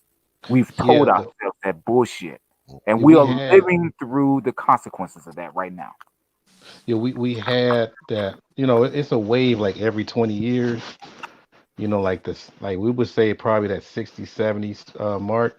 You had the Black Panthers, all that. It was really up and going, and it kind of died out in the late 70s, early 80s. Everybody was discoed out and all that. But as soon as I guess we called it conscious hip hop or whatever, that's when we were trying again. We were enrolling in school just because we saw a John Henry Clark lecture, stuff like that. We were really getting serious all of a sudden the night when the chronic came out, it was like F that. Everybody was all about whatever they were talking about in the songs. Yeah, the turn up, party life. Absolutely. Look, I'm 31. I'll be 32 in June. Hmm. So that makes me a millennial. I'm on the outskirts, but I'm a millennial nonetheless. My And I agree with condolences. you. I'm joking. Hey, brother, I'm just messing with you, that man. does not offend me at all whatsoever. I think our generation is fucked up, and the generation ahead of us is even worse. So trust me, I get it. You right about Black, Y'all that? got hope. yeah, I agree with you. Black pride to me is a thing of the past. If you look at the women these days, they already look like Kim Kardashian. All of them. They all Yeah, look man. manufactured. All of them. So, now there was a period. I think this may still be a thing. The natural hair movement where black women are starting to embrace their natural hair and their natural features, which is great. And I hope that continues. But still, you see many black women bleaching their skin. You see many black women weaving their hair and making alterations to their appearance to look more European or perhaps even Middle Eastern. I don't know what the fuck they're doing now, but it's certainly not black. So it's something Hmm. that has definitely been a problem within, at least in our community, for quite some time now. But again, uh, it's not because we want acceptance from everyone else. I think everyone pretty much wants acceptance from white people. White people have brainwashed all of us globally. Yep. Because even if Yep. you look in China, Chinese people, they are making alterations to their appearance to look more European as well. They're changing their eyes shape. They're changing the shape of their noses. They're changing the color of their hair to look more European. They have ultimately brainwashed everyone, which I But think is they're honorary white supremacists, though. We don't get that. We right. would never have that. Well, of We course not. would never have that. It's We're the most, just, yeah, we have Yeah, we we're have never the gonna our be honorary males white people. are the most threatening species on the face of the planet. So we would right, never be right, what Asians have been Right. Never. allowed to be, at least if nothing else, on an honorary scale. You Obviously, know what's look at the funny women about on top. that? Go The ahead. funny part about that being Well, honorary see, white supremacists is they're women. Them women are always chasing brothers, man. Hmm. Always. absolutely. Well, I mean, Korean, Well, on the Japanese, low, Filipino. on the Wow. low, this behind is my closed thing. doors. I don't care.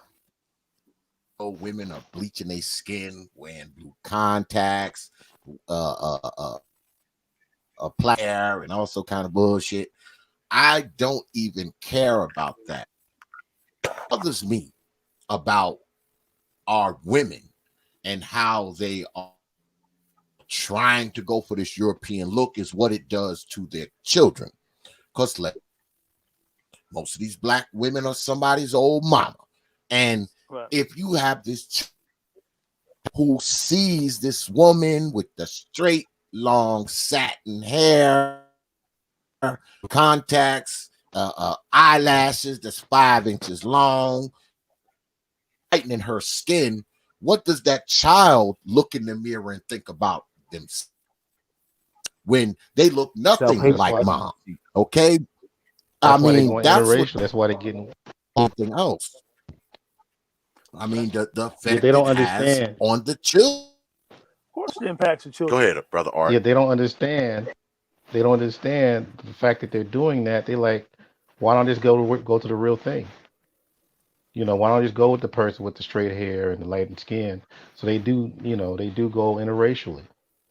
And you And notice that too with these guys. Man, look, I've seen some of the baddest black women hand in hand, proudly with some of the most plain white men that you will ever imagine. It's like we black men have to be highly exceptional. Some of us to even get the attention of some black women. Meanwhile, these same black women let a white man approach them. Let a white man pay them a compliment, and I guarantee you they'll melt. I've seen average, below average, even white men married to, dating, right? Some of the baddest black women you'll ever find, and it's because, again, we do the same thing. If you flip it, I see black men dating some of the sloppiest, most plain white girls ever. Meanwhile, ignoring sisters, left and right, because ultimately that white woman or that white man is a trophy. It's a status symbol. If we're dating one or if we're married to one, what that says to us is that, oh, well, I must be special, right? I'm the exceptional nigga because that white woman wants me or that white man wants me. That's how we think. It's a sickness, man. And that's why we be willing to date even average white folk and abandon our own just to feel that sense of acceptance. Really, and and, here's and, the and thing. yeah. Oh, go ahead, man. No, go ahead. And to add on to what you're saying, because some guys brag about these white chicks being freer and agreeable. You gotta remember they're free agents. They don't understand the struggle, so they don't have to worry like you do. So they're gonna do all the different things because they detach from your struggle. So all they're gonna be doing is pretty much they're gonna be walking around you with eggshells, but uh-oh. At the same time, just like any other woman, when they don't like what's going on, they pissed off, they gonna call 911, especially knowing that you're a black man. Well, That's let's that's be America's honest now. pastime. And that's with every race, man. Some of us just love. Some of us just love white folks. Let's just be honest. Some of us we love ourselves some white people. I mean, we love them, we idolize them, we love them, we want to be them. I mean, some of us that's just who we are. We love white folks, and I mean love them in the physical, spiritual. I mean, it's just crazy. A lot of us just You love know what's white funny folks about that? for a We've You been reason. know what's conditioned funny to. about that, Xavier? The We've funniest been part about conditioned that, to. What do you Xavier. see in movies? What do you see in magazines? Right? Oh yeah, they got them. Yeah, What do you see on we television? love them. We see white Yeah, Yeah, we love people. them, And man. again, this is not an indictment necessarily on white people, because if I were a white man, I probably wouldn't have a problem with what's going on right now. I'd be very happy with it. You know what I'm saying? I think what we really need to try to figure out is why they've been able to do this to us for so fucking long. Because I'll be honest with you, although a lot of it is disturbing to me, I'm actually impressed by it as well. because they have managed to have a stranglehold on our minds and our souls for centuries. I'm trying to find the root cause of it. Why is it that we are so weak and susceptible to all of their deception and traps? We haven't been able to pull ourselves out of the muck, right? Of oppression, right? Of Oh, racism. We are that's easy to still explain. struggling to this day, and they're still at the very fucking top. Can you all explain to me why that's still the case? That's easy to explain.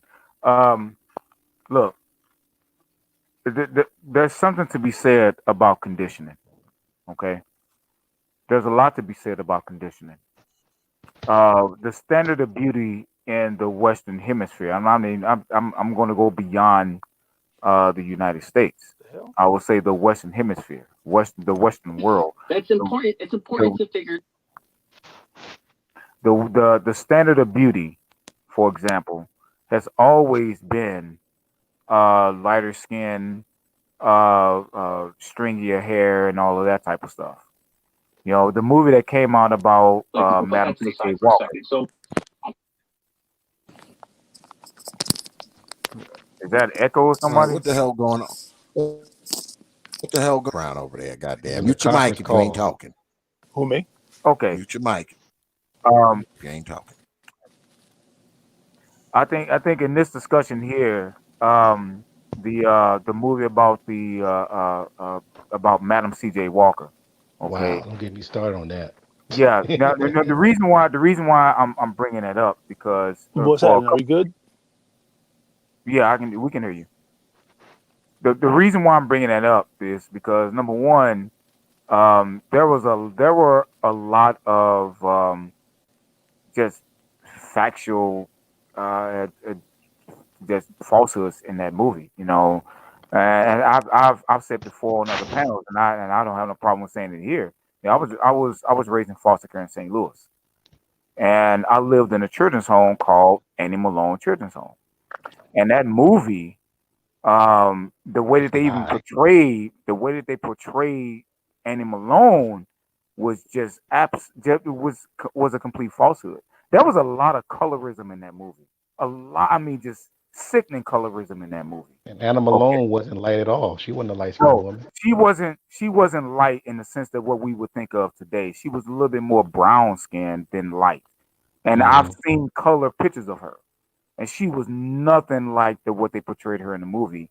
Nothing like that. Okay, and Annie Malone and Madam C.J. Walker, they had they didn't have the type of relationship that they at least that the movie portrayed. It was just some, and the daughter of Madam C.J. Walker in the movie was portrayed as being some Alphabet Girl. right, and Alphabet Girl. that was not her. I mean, she had four husbands. It was just total. It was just total. Just terrible. Okay, it was bad all the way around. It was bad. Okay, and but the reason why I bring that up is because Madam C.J. Walker, while the movie itself had its problems of factual inaccuracies and all of that, but there was some real reasons why people like Booker T and the likes of them, they didn't really jive with her, at least not at the beginning, because for the very reason of what we're talking about is that I would say, and this is just me talking, I would say that Madam C.J. Walker is the mother of self hatred when it comes to Black American women, because not only did she advocate straightening Black women's hair, she also advocated and sold products to sell for bleaching creams, soaps to lighten the skin, and all that type of shit. Madam Don't C.J. forget the Walker did it. brothel. They didn't Exactly. show her. They didn't show Ma- her having a brothel in the movie. That's true. Madam C.J. Walker did those type of things. So while the movie was very inaccurate in terms of how her relationship with men, because there's no evidence of her ever being raped in a mortuary and that type of shit. There's no evidence of that. There's no evidence of that shit. I think they just made up that, just like in Harry, they just made up some shit, right? Or Color Purple. And right, and her relationship with men, her husbands, and just degrading them. Like, there's no history of this bullshit. But that's how they portrayed her in the movie. But I've Brainwashing. always Well, had my problems with Madam that Walker for that. anything that has Tiffany Haddish in it is garbage. If Tiffany had it, Is she that said it. the Don't fact that watch it. she's in the Don't watch movie it, in G. and of itself is Yeah. evidence that the movie's going to be bullshit.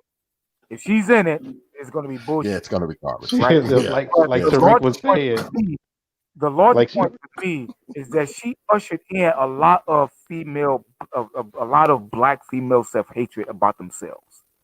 She was not an advocate of Mhm. natural hair. She was not. She was not an advocate of dark skin. She was not.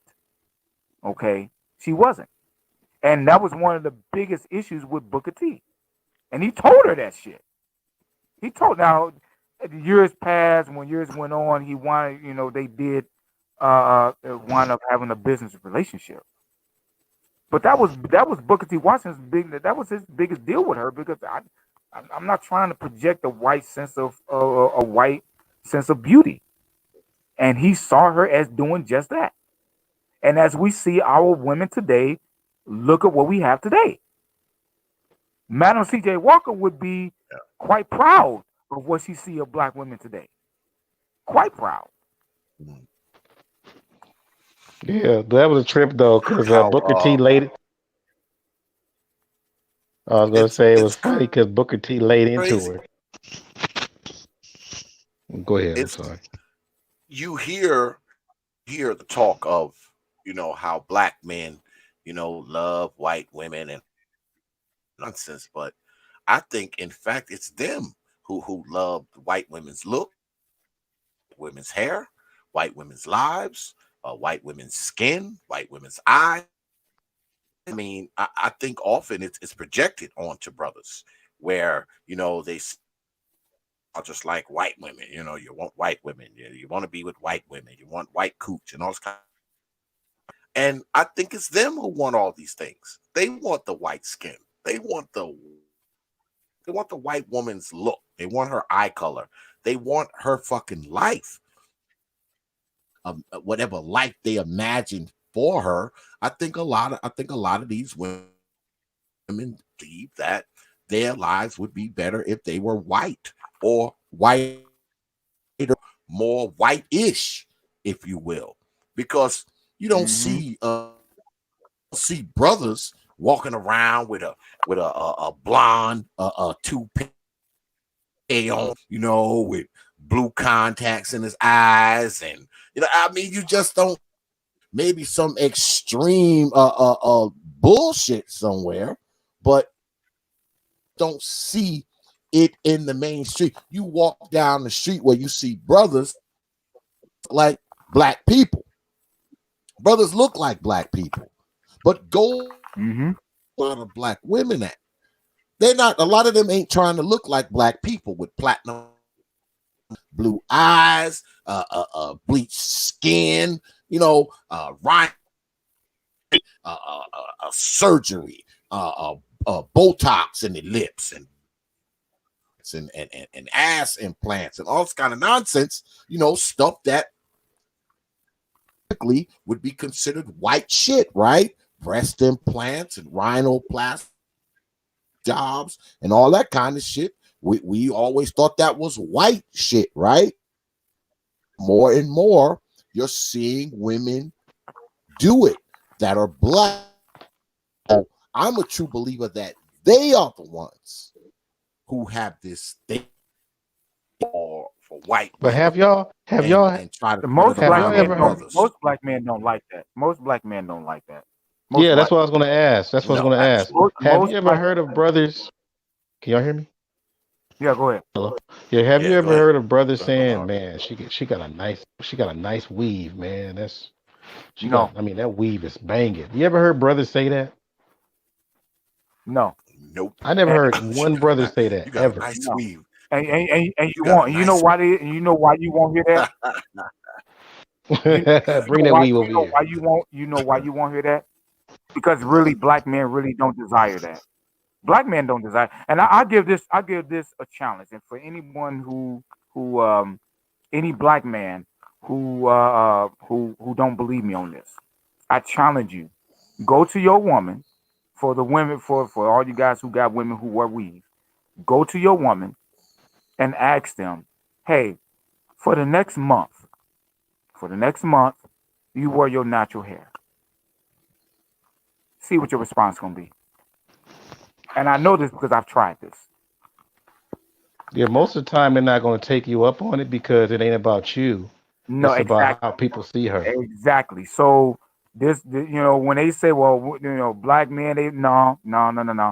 The black women are doing it, and this is I've always traced this back to Madam C.J. Walker. Okay, because she invented the hot comb. This was her invention. This is her thing. She started this whole thing, straightening up the women's hair, either by heat or chemical heat, and they've been doing it ever since. Been doing it ever since. Now they blame it on black men. They say, well, because you guys are always trying to date white women. Not really. Because again, I challenge any black man, go to your woman and say, how about you just not wear weave for the next month? See the response that you get. Well, put it this way, man. Got a This chance of that too. coronavirus thing, and these leaves or whatever, you're gonna see it hit the fan, bro. You're gonna see it hit the fan. Hmm. Right Well, with, now, they're getting the last supplies right now, but they gonna run out. with this coronavirus thing, and I've said this before. I think it really depends on how long this thing kind of goes on. If this goes on for a long, if this kind of drags out, then yeah, you're probably going to see a lot of women kind of getting right because, and like I've said before, I've gotten text messages from women that I haven't heard from in some time, you know, and I've seen in a link today uh, where there is where there's a it's funny that there's an actual woman who has a coronavirus help for single moms. I mean, there's some desperation going on out there, man, and I'm ready to Yeah. put this shit in the link, man. It's actually funny to me. It's funny, but it's actually indicative of what's going on, man. I mean, there's some desperation when it comes to women. And if this thing goes on longer than longer than what is going on now, man, it's gonna be some women out there that's gonna have some problems because they already got GoFundmes out there Yeah. for women for single women, and you go see that, man. For me, it was comedic relief when I when I saw this, and I encourage everybody to go over there and look at that. For me, it's funny. It's just funny, but uh, the longer this goes on, especially when it comes to black women, the longer this goes on, it's going to get even worse for them. It's going to get worse for black women. Black men. Well, I mean, if you're a guy like myself, if you have a career that's anywhere close to ascending like mine, I'm working from home, and it's not really affecting me like that. Black guys going to be in a position to really kind of put a lot of these black women back in the place where they should be. this is gonna hurt white women too, Oh yeah. because a lot of them try to be the poster child of feminist, and all this other kind of stuff. I mean, some of them low key going back to their men, but they gonna be like koala bears now. Matter of fact, you know what? I've been told some of them coming after us. So I'm telling you, man, it's a matter of time. I mean, Sister Shahrazad Ali, she said, I always keep quoting what she said. She said this, I think in '08, '09, maybe even soon earlier than that. She She said this up in the mid said '80s when she was saying she this stuff. said that these words. She said that the sisters need to start finding a way to reconcile with their men, because sooner or later these resources like welfare and all these other government things, handouts that's going to be taken, and when you don't, and then and also too court system things and law enforcement, it's going to be a come a time when they're not going to have access to that. Only thing you have is your black man, and you better hope that he was able to reconcile with you when that stuff happens. That's what she Oh said. yeah, Oh yeah. yeah, that's coming. That's That was coming. a Hey, while ago. that's definitely coming. And trust me, hey, Trump will be reelected. Whether we like it or not, he will be reelected, and he's getting rid of all of that shit. I guarantee you. So, um, Yeah, it's a they better find a reality. way. 500 officers are in quarantine, man. Okay, that's a big chunk of the force, man. You know, and it's as real than people think. You know, So we're gonna be calling than people 911, think. So and they're gonna be like, "So what you want me to do?" that shit gonna be going to voicemail. Thank you. You have reached. Uh, We are not soon available as you at the call, he gonna moment. put the gun away. Well, and all of that strong and independent shit's gonna go right out the goddamn door. Yeah, All of that, man. I'm strong and independent. All that shit's gonna go right out the goddamn door.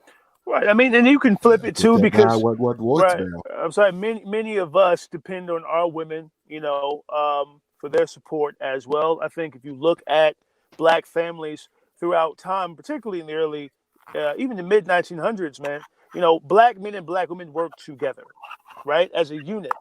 And we need to go back to that time because I don't think either one of us, black men or black women, can survive without the other. And fuck survival. We keep focusing on that word.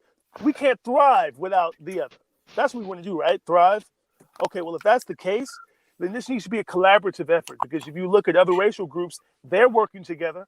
Why is it that we are laughing at the other, saying, oh, well, what are you going to do now? No, we need to. This is the time where we actually need to come together and figure this shit out because, as you guys mentioned, it's only going to get worse. And I imagine it's going to be the worst for us, right? So, this is something that we have to really get right, man, to reconcile the damage that has been done to black families and to black children as well. I mean, if you look at future generations, if we don't get it right now, then what condition will they be in 10, 20 years from now?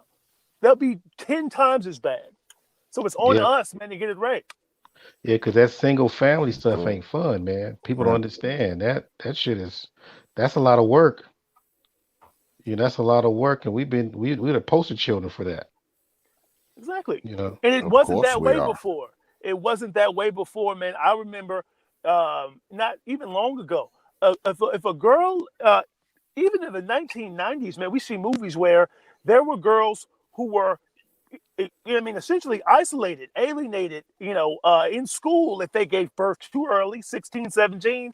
They were treated like, they had leprosy. That was a problem. Teenage pregnancy was not glorified then like it is today. A lot of these girls, for some reason, they use their children as like accessories. They pose with them and they post pictures on Instagram and Facebook. This is becoming a trend, particularly among African American girls. They are having sex as early as 11, 12 Mhm. years old and giving birth to children. This is a cycle that's repeating itself and is getting progressively worse. So I think black men need to step up, right, and provide more examples of positive male influences. That's what we I'm need to do. I'm gonna give you a reality moment. I've been teaching. I mean, my 24 years of teaching is almost over, so I'm going to 25 years of teaching. But Do people? I spend we spend about 6 to 7 hours with your children.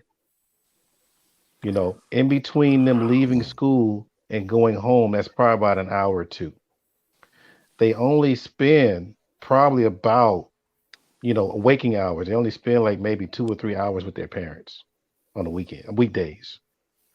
So within those hours, because remember you got to factor in homework. So within those hours, what are you doing with your child when they come home? Are they going on or are they looking at Cardi B?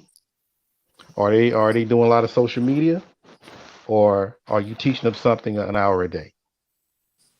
You know, we have which to is really hard to start do looking at though. this stuff.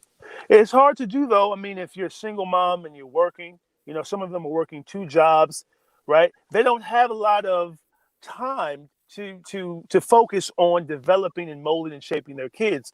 And I'm not excusing their behavior because many of these women choose the wrong niggas to procreate with. So if you put yourself in a situation where you're choosing the Pookies and Ray Rays of the world and they abandon you with 3 and 4 children, that's something that you have to figure out on your own. But I think that you're right. Parents need to be more active in the lives of their children, particularly when school is over, right? When their kid comes home, what are you doing to ensure that your kid is on track and moving in the right direction? But the problem is when you're a single mom and you don't have that support, right? That partner, you can't do everything. You can't work and cook and do homework with the kids and do the other things that make you feel, full as a woman. It's too much, right, to do for one person. And this is why black families are so important. This is why black men and women, if you're going to have kids, then you, first of all, you need to have kids with the right partner. And second, you need to try to preserve your families at all costs, because if you don't, our children will fall through the cracks. That's the issue. Yeah, the single Yeah, moms, right at this point, all they need is yeah. 1 hour. Go ahead, Art. Go Go ahead. ahead. No, I said all they need is 1 hour Well, based on all the stuff that they have access to. Mhm. Again, it must be a delay. I'm sorry. well, Go this ahead. is well, this is when it comes to these mamas. Now, I could agree But with you, shoot there. Brother Haywood, when you say they aim, to be with the kid and time, to because they're working and all this kind of nonsense. But just to have time to be on Facebook. Somehow they manage to have time to be on. Somehow they manage to have time to get another one up in their damn gut. True. 5 and 6 Yep. times. See, this is where the rub comes in for me. We always say, oh well, it's hard for her. It's hard for her. Yeah, I'm pretty sure it was hard with one. I'm pretty sure it was hard with 3, 4, 5, 6, 7. I mean, I'm pretty sure it gets harder and harder. Time goes on, but it's almost seems like they think they can make the problem better by making. Now, don't get me wrong. I know it's a lot of brothers out there that aren't doing what they're supposed to do as far as their children are concerned. I get it. But at the same time, you can't sit here and be this woman having child after child after child after child, and we have to keep blaming all these have these different children with. See, that's the problem with me. Okay, that's the problem with me. Because see, these women with 5 and 6 and 7 baby daddies and all this kind of nonsense, and we want to continue. Oh, what about the fathers? What about the fathers? Yeah, what about them? There's like 7 of them. Let us all 7 of them. At what point do we look at this person and we say, hey, look, man, at what time do you say, okay, enough is enough? Well, I All mentioned these that children earlier. and all these men have in common is you. Right. I mentioned that earlier. I said that women often choose the wrong partners, right? If your boyfriend has 2 strikes, chances are he'll get a third. You shouldn't have his baby. But also, he was I, he I was he, really, he he was pointing out too is that they pick and choose their priorities when it comes to children.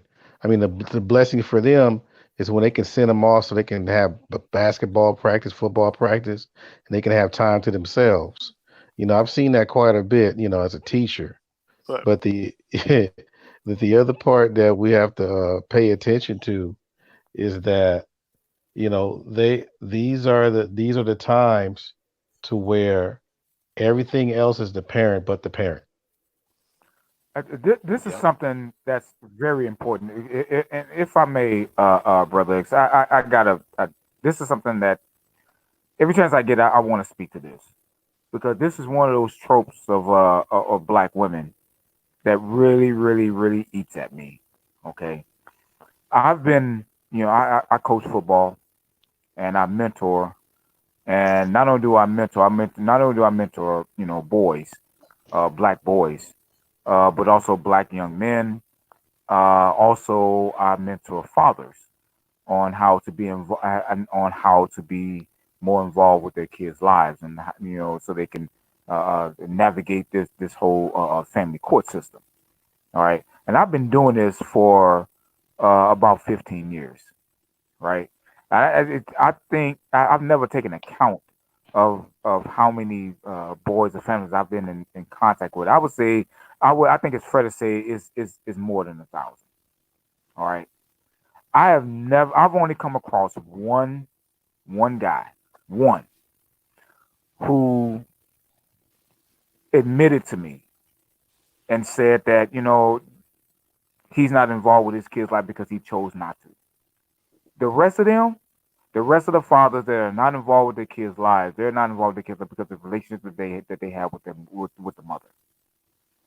And every single time, all the time that I get involved with these women and their son, it's because the mother is fucking bitter. Every goddamn time, she's fucking pissed, and she's using her power to keep the kid away from the father until he does something that she wants him to do. And this is one thing that really pisses me off, because this is one thing that black women, they have up their sleeve. They can say, well, the father's not involved, so therefore it's the father's fault. And the whole society takes that to be true. If the father's not involved, so therefore it's the father's fault. Bullshit. I have spent in excess between I did a count the other day. 27,000, and I'm looking at my book. $27,374 in lawyers' fees just to stay involved with my daughter's life, and I still get shit from my daughter, and she's 8 years old. That's the power that society gives to these women. So it really bothers me when I hear this. Every chance that I get, and I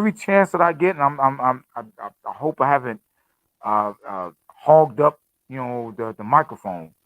But every chance that I get, I have to fucking draw back on that shit and say this shit, because most guys that are not involved with their father with their kids' life, it's not because it's not because they just chose not to. Do we It's lose because of perfect religion. blackness? But Say it Can y'all here's again. the hear me? other. Yeah, I can hear you. Can you hear me now? Can I we can hear hear Yeah. you. everybody? I can No, hear go you. ahead, go ahead, Mhm. go ahead. Perfect blackness, brother Art. No, I go can ahead. hear Go you. ahead. Go ahead. Finish up. Go ahead. Finish up, brother Perfect. Yeah, I was just saying, man, that whenever I hear that, man, every chance that I get, I have to stand up for fathers. Okay, Hmm. I have to stand up for fathers, because fathers have gotten a goddamn raw ass fucking deal, Yep. and we are looked at because if we're not involved with the kid's life, or if we're not married or with in a relationship with the mother, we automatically get seen as the deadbeats, Yep. and society takes that shit. And for me, that's a problem. I have a real problem with that. And every single time, every single chance that I get, I correct my daughter on that. I do. And I check correct and, her. and check this out, y'all. I've been on panels earlier, and I brought this up.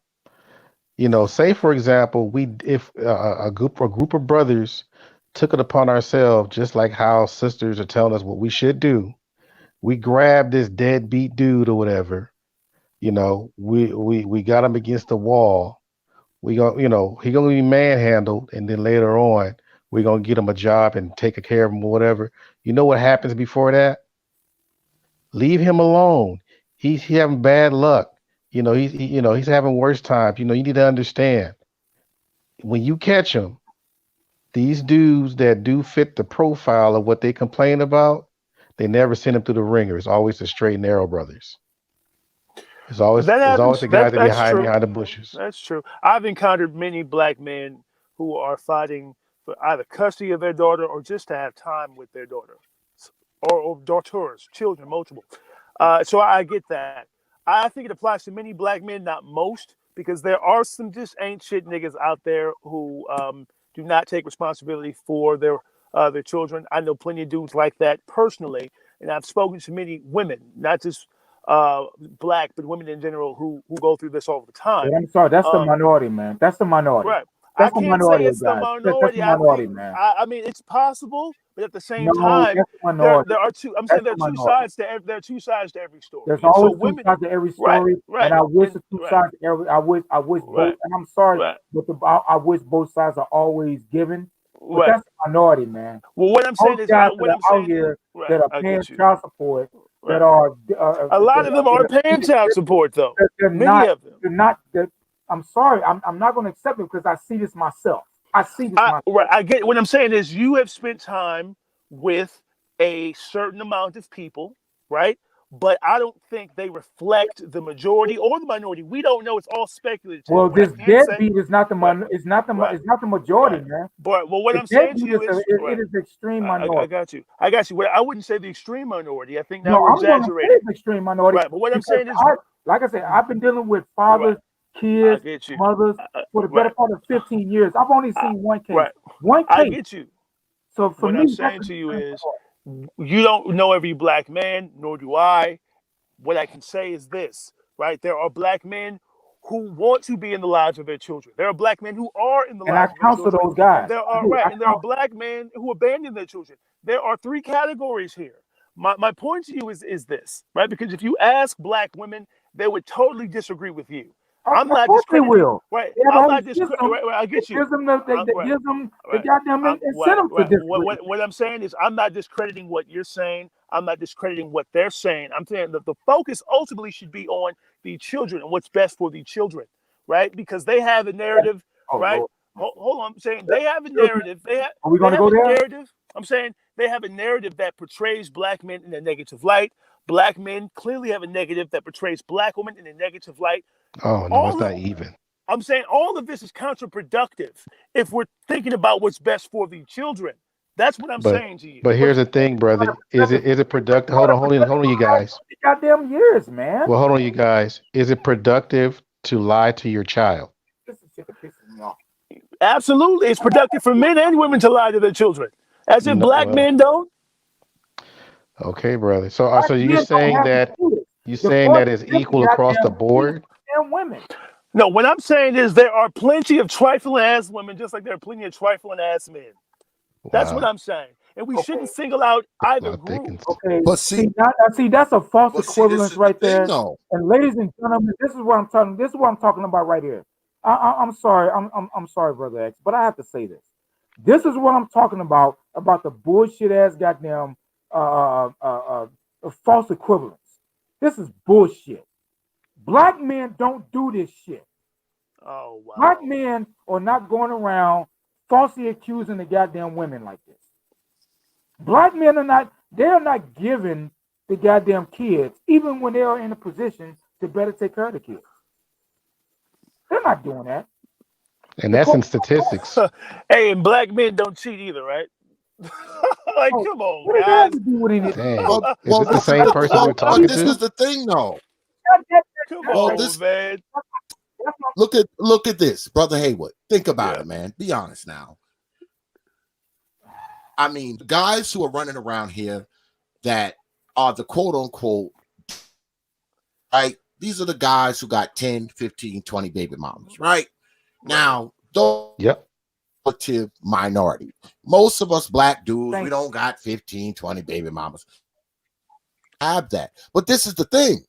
The thing is that those guys don't get fucked. Like the guy who's got Thank you. 35 baby mamas, they ain't dragging that motherfucker court. They're not dragging that He's having a motherfucker in the bad child day. support court. What? Yeah. Why would be sitting in there 30 women with 30 crying babies trying to get a dollar motherfucker who probably ain't got enough to take care of one of them kids, but he gonna take care. Right. See, that's the thing. Now, it's also another dynamic that I want y'all to hear. I call them 2 for 2s, 3 for 3s, and 4 for 4s. And the reason why I say that is if you have these women who have 1, 2, 3 baby daddies, if you go baby daddy number 3, guess what? That same woman, third baby mama, or his second baby mama, or his fourth baby mama. So a lot of 2 for 2s, 3 for 3s, 4 for 4s, 5 for 5s going on in Black society. This woman got baby daddy number 3, and baby daddy number 3, she is baby mama number 3. Because see, we have a lot of women procreating a small amount of men. That's just the truth. That's why you have 20 baby mamas, 30 baby mamas. I mean, that's just the truth, because fortunately for these guys, and unfortunately for guys like us who get thrown in the barrel with these guys, can create more children than women can. A man can walk around and knock up 4, 5 women a day if he's hip enough. But a woman, once she's pregnant, that's it. She's done for 8, 9 months. You have dudes who walk around, and like I said, they got multiple with multiple women, and most of these fucking dudes who got all these ain't taking care of none of them kids, man. Because how can a dude with 20 baby mamas? No, he got 20 baby mamas. You know, at least 10 of those kids starving. He ain't taking care of 20 goddamn kids. I don't care what he do. Okay, and those men should be called out. And I mentioned earlier that the Pookies and the Ray Rays of the world are normally the ones who inseminate the most women. You can call them hosts, whatever you want to call them. Yes, it is a very select group of black men who do this shit. I agree. But at the same time, I don't think we should ignore the concerns and the frustrations of black women when it comes to this topic, right? They're just as valid as our concerns and our grievances. And the thing is, we keep pointing our finger at each other. How are we ever going to move forward? That's my point. I'm not invalidating, or I'm not questioning that black men are trying to be in the lives of their children, or that black men sometimes are falsely accused of being deadbeats. Sometimes. Okay. Well, however you want to paint it, I'm saying to you that the most logical step for us to take here, right, is to reconcile our differences and move forward together so that we can renew black families. That's the idea, right? That's the most But logical. I understand what How you're can you saying, do that? dude. Brother, I understand what you're saying, but if it was just black men and black women only, then we have a shot. But you got all kinds of other entities interfering in the process. So if you got that in the way, then how are you going to be able to do that without all the extra gadgets in there? Of course, I get it. This There is are not a other 1-to-1 factors. ratio, bro. This is not a 1-to-1 But ratio, man. you can't make happen with women when you got 10 women sleeping with the same fucking dude. Right, I get that. And I'm saying that these women sleeping again, with the this same points dude. right. This points to a larger issue though, right? You have to ask yourself, why are these women chasing the same types of men? Right? I don't know. Go ahead. What does this stem from? But what I'm saying, instead of writing these women off because okay, No, let's do it like no. Fuck that. All right. I'm gonna say right their ass off. Go Okay, ask well them. let's do it like this. That Are shit. you suggesting that there are more women like that, right, as opposed to women who are not like that? Because if you're saying that there are more trifling ass women than women who aren't, then the same argument could be made about black men. To answer your question, yes, I'm going to say there are far more trifling women like that than what you would give a credence to. Yes. Okay, so you're saying that there are. Okay, so hold on. I would. The only reason why I would agree with you is because women outnumber men. That's the only reason why I would agree with you. But outside of that, if you're looking at percentages, hold on. Okay. Wait. Are you suggesting that there are more trifling black women than trifling black men? Is that what you're telling me? You know what? I'm going to say this. Based on my experience, absolutely yes. Oh my God. Because you know what? Okay, good. Are you going to listen to me? Because I'm okay. Based on what. Right. Yeah, but there's more. Come on, brother Haywood. There's more women than there are. Right. I mentioned that earlier. But I'm talking. Right. I get you. Yeah, he answered his own question. I mentioned that earlier. I'm saying the only reason why it would be is because there are more women. right? If you look at obviously the numbers, there are more women than men. But in terms of just percentages, are you saying that there are more concentrations of trifling women than men? Perhaps they're scattered nationwide or all over the world, but you can't There tell are more me men that there married are than black women. wait. Hold on. In fact, if you look at the numbers, there are more successful black people marry other successful black people, right? Right. It's a false narrative that black people aren't marrying one another. We still are. It's No, just the more but successful of us are, the right? percentages does Right, show that right. there are more black Okay, men married right, than black women. right. What I'm saying is what we're discussing right now is we're talking about people who are at the bottom of the barrel, who are at a lower socioeconomic class, right? People who are less educated, people who make less money. We're talking about the degenerates of our community, ultimately, male and female. And so I'm saying to you, we need to fix that problem. But the thing, though, again, brother, we saying that we need to fix the problem, but the thing is, some things just cannot be ignored. And the stuff that we're talking about, as far as see, what really kills a lot of things is the narratives. When you start saying black man is this, black man that, that's been going on for a long time. You only start really hearing stuff about black women when gangster rap came out. Right now, I didn't You single know, black men out. I'm saying that we shouldn't blame shift. That's not going to accomplish anything. If you look on social media, right, black men are pointing their finger at black women and vice versa. If you read Yeah, bro, columns by you do realize that black women have been fucking pointing their finger at black men for the last 50 goddamn absolutely, years, man. So absolutely, what is the problem with black men saying, you know what? yo, Here's your goddamn yo, fuckery. I What's don't wrong have with a saying I that, don't have a man? problem with that. I don't have a problem with that at all. I mean, if you listen to R&B, most of these women, right, are writing songs about how fucked up men are. So I get what you're saying. My point to you is, and I can sense, I can feel almost your hostility through the phone. This is not going to solve anything. If you're angry and they're angry, right? How are you ever going to reach middle ground or find a solution? Wait a It's minute. not Hold going to okay, on. happen. brother. I can't let you go with that either. Because black men have been keeping our complaints to the Like, secluded to the yep, goddamn barbershops and the man barbershops, caves. card It's only table, now pool table. recently that our complaints are now going to the microphone. And I now we get you, get but men like here's the thing, yourself though. who are Okay. caping for women. Say, you know what, maybe Cape? we should Wait. just, we shouldn't be. Whoa. No, I I'm ain't going caping. I don't think you know me that well, brother. I ain't caping. Ask the prophet. well, He'll tell that's you. that's my Okay? interpretation. I'm not. Oh, That's my interpretation. I'm going to say Yeah, Cape. he's not known for caping, but I do disagree with his ass. okay. So what? Right. I Okay. I what I think is this. A lot of the shit that goes on within black society, a lot of this shit, let's be honest, man. A lot of us being raised by our old mammy.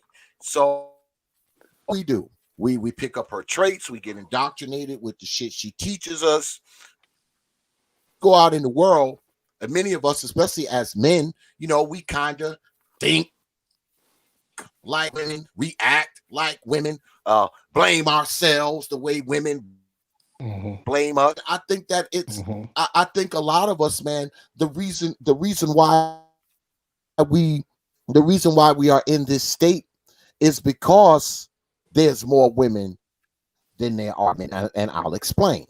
Because see, you have young males growing. Let's be honest. A lot of these males are surrounded by women. They're surrounded by mama, grandma. This is black family in most cases. Mama, grandma, ratchet auntie. Okay, this is the family. Okay, this is the black family. So you growing up without your dad, or he only come around once every 7, 9 or 7, 8, 9. So who's influencing you? Who's teaching you? Who's grooming you? Um, Grandma, but auntie. That's if you're lucky. That's if you're lucky. A lot of have that. A lot of these kids, all they got is mama. And you know what mama's doing? Mama throwing them in front of the goddamn TV while she lays back in her room and try to get likes on Snapchat and Facebook. The media, the The media has really hurt black folks because what it has done is given black people avenue to be more distracted from the shit that matters. And to promote our A lot of fuckery these women, as they're not well. focused. Yes, they're Right. not, man, they're not fucking kids, man. Right.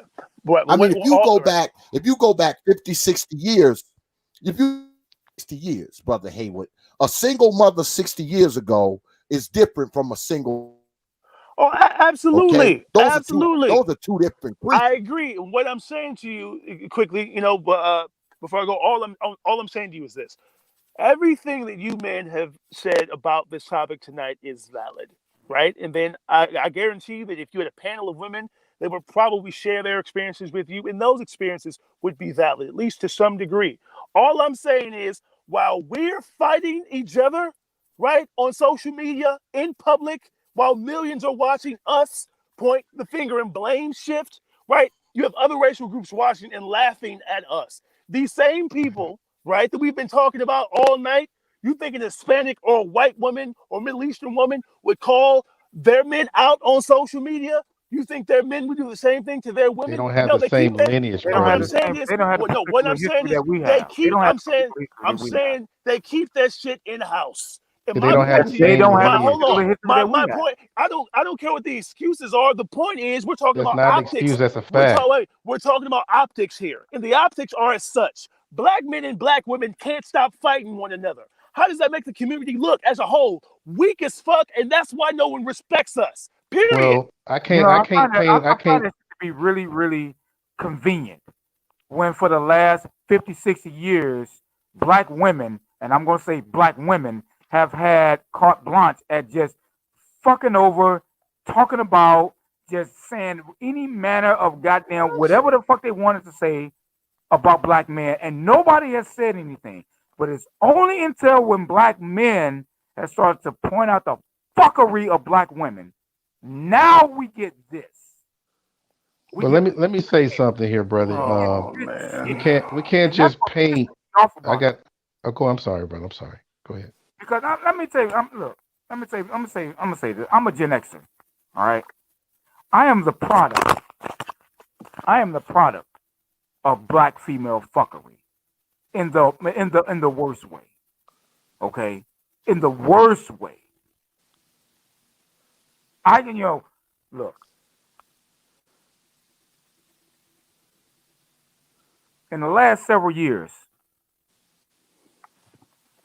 black women can say whatever the fuck they want to say about black men. But when men like me get up and say, you know what, this, I'm the product of this type of woman here. You know what I get? Well, maybe the woman this. Well, maybe the woman that.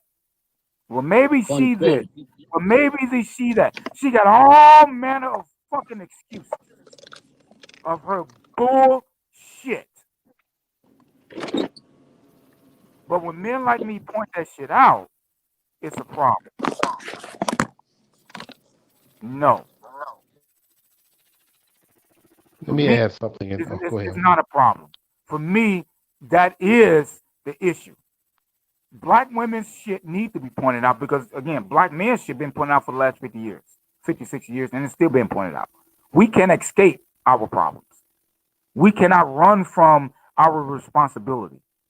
Hell, they shooting us, they killing us on the street, on video, in full view of God in the world. Nobody says anything. But the minute that you start to express a negative opinion about black women, now is a problem. And we get too many people, yes, I'm sorry, who put on capes to protect, as Obsidian would say, mama. But let me add something in there. What we're hearing, brother, it sounds like you're minimizing the priorities of men. See, the thing is, when you're saying these things, we have to keep in mind that you gotta tackle one problem at a time. And I know you have this large outlook of how we should do things, and we're gonna walk away in the sunset once we solve our problems. But certain things have to be worked out separately and worked out in a way And those people like hot dogs, but they don't like the way it looks before it's made.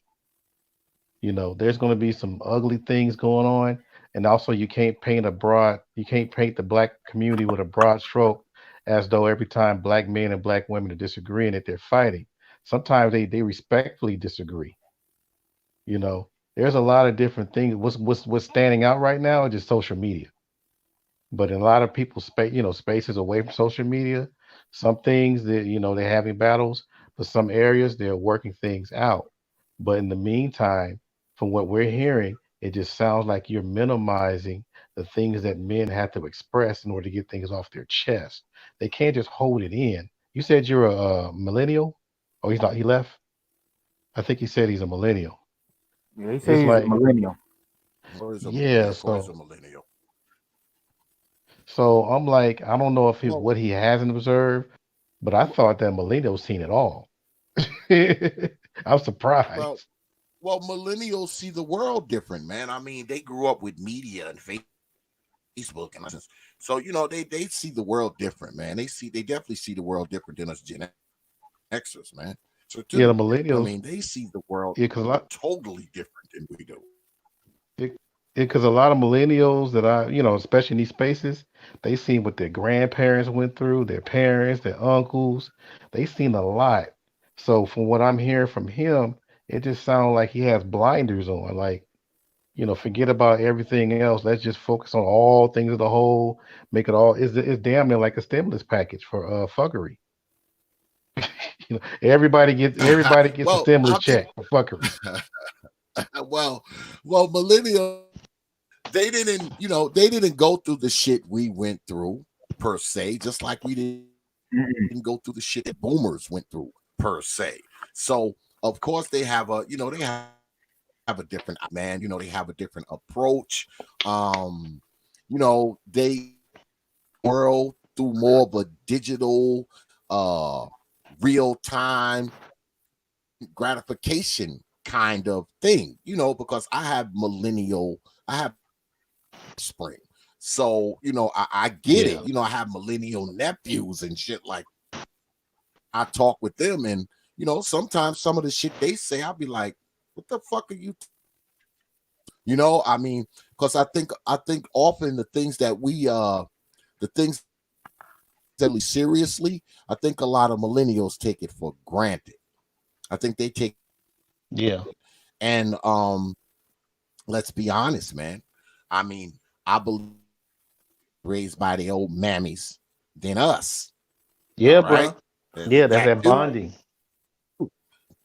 Yeah, because I'm Yeah, that in the too. thing too. I admire what he was coming from, but the problem was he was disregarding the steps that he had to take to get to where he wanted. You have to do some acknowledgement of what's going on before you go in and tackle a problem. He was trying to tell people to keep their mouth shut, don't say nothing, and let us work out work out the stuff out. I'm like, dude, See, come on, and that's dog. my problem right there. That right there, that whole issue that black men should just be quiet. I can't allow that. And with me, that's one of the things that really pisses me off more so than anything. Okay, because black men have been shutting up for the longest time, and we have watched our image. We watch ourselves get dragged through the mud, not only by the media, by the white media and all that, but by our own women. They And trying to do it now, now. exactly, and now we're seeing a lot of our men aiding in that. And for me, that gets up under my skin, man. And maybe I don't do it. I don't attack it in a diplomatic way. But I'm sorry, I'm more of a direct guy. Look, like I said, I spent 10 years in the Hold on, military. hold I'm more. on, I'm a hold on a yo. second. Hold on a second, perfect blackness. Hold on 1 second, perfect blackness. Hold on 1 second, bro. Hold on 1 second. Cause see, I need to address this shit. Cause see, we ain't playing this crap. Let me tell you Mhm. folks something. This is for Miss La and Triple X. I don't allow fucking debating in my goddamn chat room. If you got a problem on up here, You bring your black ass up here and talk about it up here. We're not going to be debate chat room and all that kind of nonsense. That shit ain't rocking here no more. If it ever doing. So if you got something you want to say to the people that are on this panel, there is you can bring your ass up here and say it. We're not game here. Not here. We're not. All right. Continue, brother Perfect Blackness. Yeah, look, whenever I hear any type of the common tropes that go against black men or against black fathers, because again, like I've said, I spend a lot of time counseling black fathers, because most of the times, in my experience, most of the times a father is not involved with their kid's life, not because they don't want to be, it's because of the relationship that they have with the kid's mother. Period. Okay, and the mother, in her bitterness, she uses the system to her advantage. Like I've said, I spent in excess of $27,000 just to stay involved with my kid's life, just to stay involved with my daughter's life, and I still got issues, and in repairing the relationship that I have with my daughter. Okay, so anytime when I hear that, anything close to that, I'm going to come in and I'm going to defend black fathers, because look, I know a lot of women don't like this. I know a lot of black women would like to believe otherwise, but this whole thing of the deadbeat dad and all that is a bullshit ass fucking trope. It's bullshit. Okay, Yeah. it's bullshit. It doesn't exist. It's one of those urban myths. Because when you really peer down and start to really unpeel the every layer of the onion of that shit, you will find that the father really didn't have no problem with being involved in the kid's life.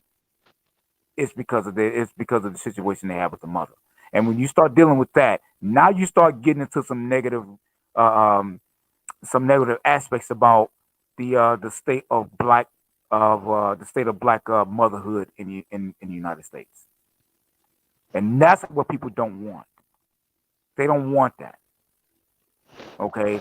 Black mothers, black women ought to be defended at all costs, no matter what their bullshit is. And to the extent that where people are suffering, it's the boys. And I can't tell you how many times, even currently right now, there were boys have told me that they did not think that their mother liked them. To my face. Yeah. And if we think that that's a goddamn normal thing, that's okay. I got video. I mean, I got phone recordings of mothers telling me over the phone that they didn't care whether or not if their son killed themselves. And now I got to go repair that shit. But we're not supposed to say nothing about that, though. We're supposed to just keep that until, well, it's because the father's not involved with the home. That shit pisses me off. And every time I hear it, I got to fucking challenge it. Well, you often hear on YouTube, the media and shit. You often hear that, oh, you guys, you'll just hate your mother. I disagree. I think that a lot of brothers get so bad and they should hate their mother, and they think that that's the problem. I don't think a lot of these brothers hate their mother. I think they want it. They can't hate their mother. You understand? Yeah. I think allowed to. They worship mama. They don't hate mama. They idolize her. Yeah, man. I mean, they don't hate her. So when I hear people, oh man, you guys, that is BS. Black men worship oh mama. And that's Remember the the mama joke? goddamn problem. When you I say think your black mama, men would probably be better off if let me tell you something. I think black men would be better off if they did hate their old mama. That's just what I believe. If they hated their old mama and separated from her, I think a lot of black men would be a lot better off. I really do. Well, I tell you this, we're talking tonight about how terrible they are. I'm sure in some other part of the country or the world, there are a group of black women talking about how terrible we are. My question to you is, what does it solve, man? That's my question. It's not about just talking about how bad people are. It's about calling out the problem so you can be able to find out a way to fix it. Right. But we've been calling out the problem now for a long time. And Uh, I mean, are you is, putting a time? Are I'm you putting saying, a right. time What I'm limit on saying it? to you is, when I'm asking you now, what are these solutions? Right. We have identified the problem or problems, right? No, we Plural. still haven't. No, we haven't. What are these solutions? But I We've do have a identified the solution. But problem. no, we haven't. Absolutely. We know what No, the you just problem is. no. It's not all. You know, right now everything is put out to where we finding our way to our. That's why you got all these different groups that's trying to save themselves or Right. trying to Right. rebuild. It's Wait, a listen, bro, combination because of you've been talking things. all day. You gotta let me talk now. You've been I haven't talking really been all day. talking all day. I was just going for like 10 minutes straight. Yeah, brother. Every time you talk, you take the whole mic. I gotta get in to get some time in. So what I'm trying to say, dude, is that you're hearing a lot of, and this is a credit to the women too, the younger ones. The younger women right now are trying to find a way to move away from the rhetoric that caused their mothers to go through all that crap. So I listen to them too. But at the same time, you got a lot of brothers trying to find their way too, because damn, both sides deserve happiness. But not until you get that happiness, you got to bring all the stuff out on the table. If you call yourself silencing people just because you don't like what you're hearing, you need to go where the peaceful black people are, where everything is already worked out, and let the people that's been trying to work things out, let them do it their way. You can't dictate how they find their way to happiness when you already got your sunshine somewhere else. This is very important to some people because I know you're sitting back and saying that even though you said it sound like you're sitting back and looking in like you're the outsider, you're still a part of this. That's why you're on the panel. The thing is, if I would say this to you, why wouldn't you listen to whatever you need to listen to and find a solution to that, whether it's male or female? So you've brought your stuff to the table, right? Oh, I've been here. I've been here because I've been here Okay. before you. Right. So what I'm saying to you is this, in response to what you just said, I've heard everything that you've had to say, that the other brother said, that black men in general have said. I've heard what black women have said, and what my point is right now, since everything is on the table, right? Our Not cards are all on the everything. table. Everything is. And quite frankly, as a man, I'm going to be real with you. I'm not going to sit and bitch and moan about the shit that I'm going through because as a man, my job isn't to complain. My job is to find solutions. That's as a It's not. man, that's It's what I'm not about supposed to bitching do. and moaning, though, So I'm not brother. going to That's not sit. about. I'm not going to sit with a group of men or a panel of men and complain about my shit. I'm going to step up and fix the fucking problem Well, because what are it's you my job waiting to for? lead. What are Okay, you so waiting no, for? I'm not waiting for anything. Like I said, So why waste you'll your say what time I'm with a talking bunch of about. men that's bitching and moaning? I'm not wasting my time. Originally, we were discussing the coronavirus. Originally, Hmm. somehow the conversation devolved into this, which is fine. We can talk about it, but ultimately, unless we're finding solutions, we're spinning our wheels and we're being counterproductive because the issues are already known. We know what's going on between black men and black women. It's been going on for years now. Okay, so they hate us, we hate them. What's the next step? Man, you put narratives What, out there. what It's was not that? Why about What was aren't we that. that message? tackling that What was that question? message for the last 50 years, man?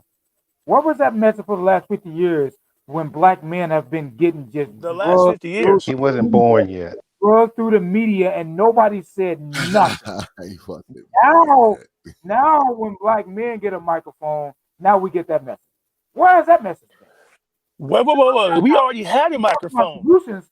I'm working solutions every day because again, I'm boots Hold on on. the We ground. had a I deal microphone. with black When we were men and calling black black women boys bitches and every day. hoes, we had a microphone. But everybody We don't had a do that though, microphone. bro. I'm saying All the what brothers I'm don't be saying to doing that. you, and just like every black woman doesn't use her children right as leverage to fuck up her man or her ex. We can't generalize and paint all women with the Yeah, same not brush, all do, just but like too black men many shouldn't be do. painted with the same Too brush. many do. Too many of them do, including Okay, my and too daughter's many mother. black men do the same Let me shit. ask you We this: would, have you heard some? Have you heard brothers on this panel? Can you tell me? Can you show me in the numbers that black men are doing the same shit that black I women are can't doing? show you in numbers at all No, because you I don't can't. know every black man or every black woman. Oh, okay. You can't because it doesn't exist. I can't show you numbers either way because I don't know everyone. I don't know every black man or every black Then woman. how? Then So why again, would this you is even let them come up your speculation. mouth? So as we pontificate about whose fault it is, I'm suggesting that we acknowledge that black men and black women are responsible for the decay, right, of black families. And so we need to work together to rebuild the black family since we're all responsible Okay, this for is circular bringing now. it down. That's what I'm saying to This you. whole holistic way of solving problems in the community that has not existed over the last 50 years. I'm sorry. It just did it didn't it has not existed. Because a Exactly. lot of the problems, let's be honest, a lot of black society have to be fixed on an individual basis because these answers are not the solution to collective problems. I mean, when people and you're talking about, because people often say, "Oh, you guys don't have any solutions." Malcolm X, Martin Luther King, and everybody else who came before us had plenty of goddamn solutions. What the black folks didn't do shit with them. So we talk They didn't about listen to him. solutions. Solutions are going to be done house by house, street by street, and so on and so forth. That's how solutions are going to take place. Especially the black pockets of black society that's on the lower socioeconomic scale. You're not going to go in there and save 5,000 families whole and make 5,000 kids have daddies and mentors and no. Right. And maybe save like maybe 5 families. That's just the truth. Right. There No, are no collective yeah. answers because the Right. answers are individualistic. Brother Haywood, Right. man, come on now. I'm You not ain't gonna saying go in there and there's say a you can't save 5,000 families. You right. lucky if you go in there and save 50, right? Right. But what I'm saying is, I'm not saying there's a You're one lucky. size fits all solution. Yes, you are. Ultimately, no, I'm not. I'm saying that Well, I clear that said up so, then. no. I don't mean to clear anything up. I've been very clear, transparently clear. In fact, I said we need to find solutions, plural, meaning that there may be certain solutions that are more applicable to certain families or certain people, right, than others. That's what I'm suggesting. Also, we look at it just from a broader perspective, right? My larger point is that while we're fighting and bickering like school children, there are other racial See groups what I mean? laughing at us. That's what I'm saying. So, as See, that's broad adults, stroking, bruh. let's as adults, right? We need to put our egos aside, right, and really have a talk, a real discussion about how we can move forward, move the community forward, move black families forward, whether it's collectively or individually. We need to find ways to make these things happen because as of now, nothing is being done. But do you understand But when you you get a bunch of say, mad niggas all over the place. see that right there? See what all you're doing is minimizing what brothers need to do to cope, Hey, and it's not all about it's not What I'm about talking bitching and about right moaning. there. Hold, Go hey, ahead, what's go hold ahead, on. General. What's up, hey, General? what's up? We've been joined What's by the up? What's general. What's up? good, General? What's going on, We gentlemen? got Hey, we got check me another out, man. millennial. Oh, okay. So as I've been listening to this, man, I would tell you this. I mean, it's really point blank the fuck simple what the hell is going on out here, right? I've been working with young men now because I'm active duty military for the past 25 years, and I'm hearing what seemingly is the same story. Because I've been doing polls long before this YouTube shit was out when I was a drill instructor.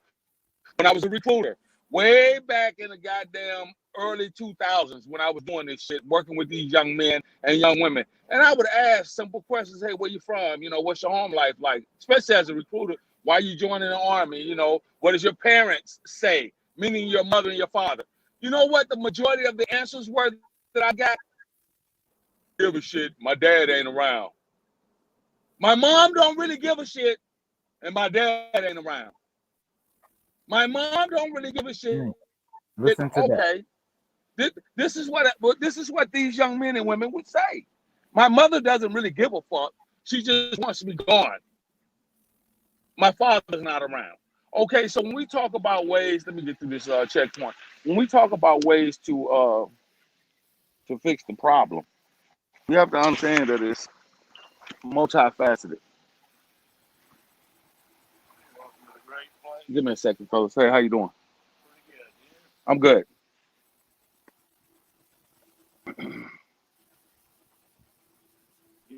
Oh, he on Black YouTube. Garrison. Yes.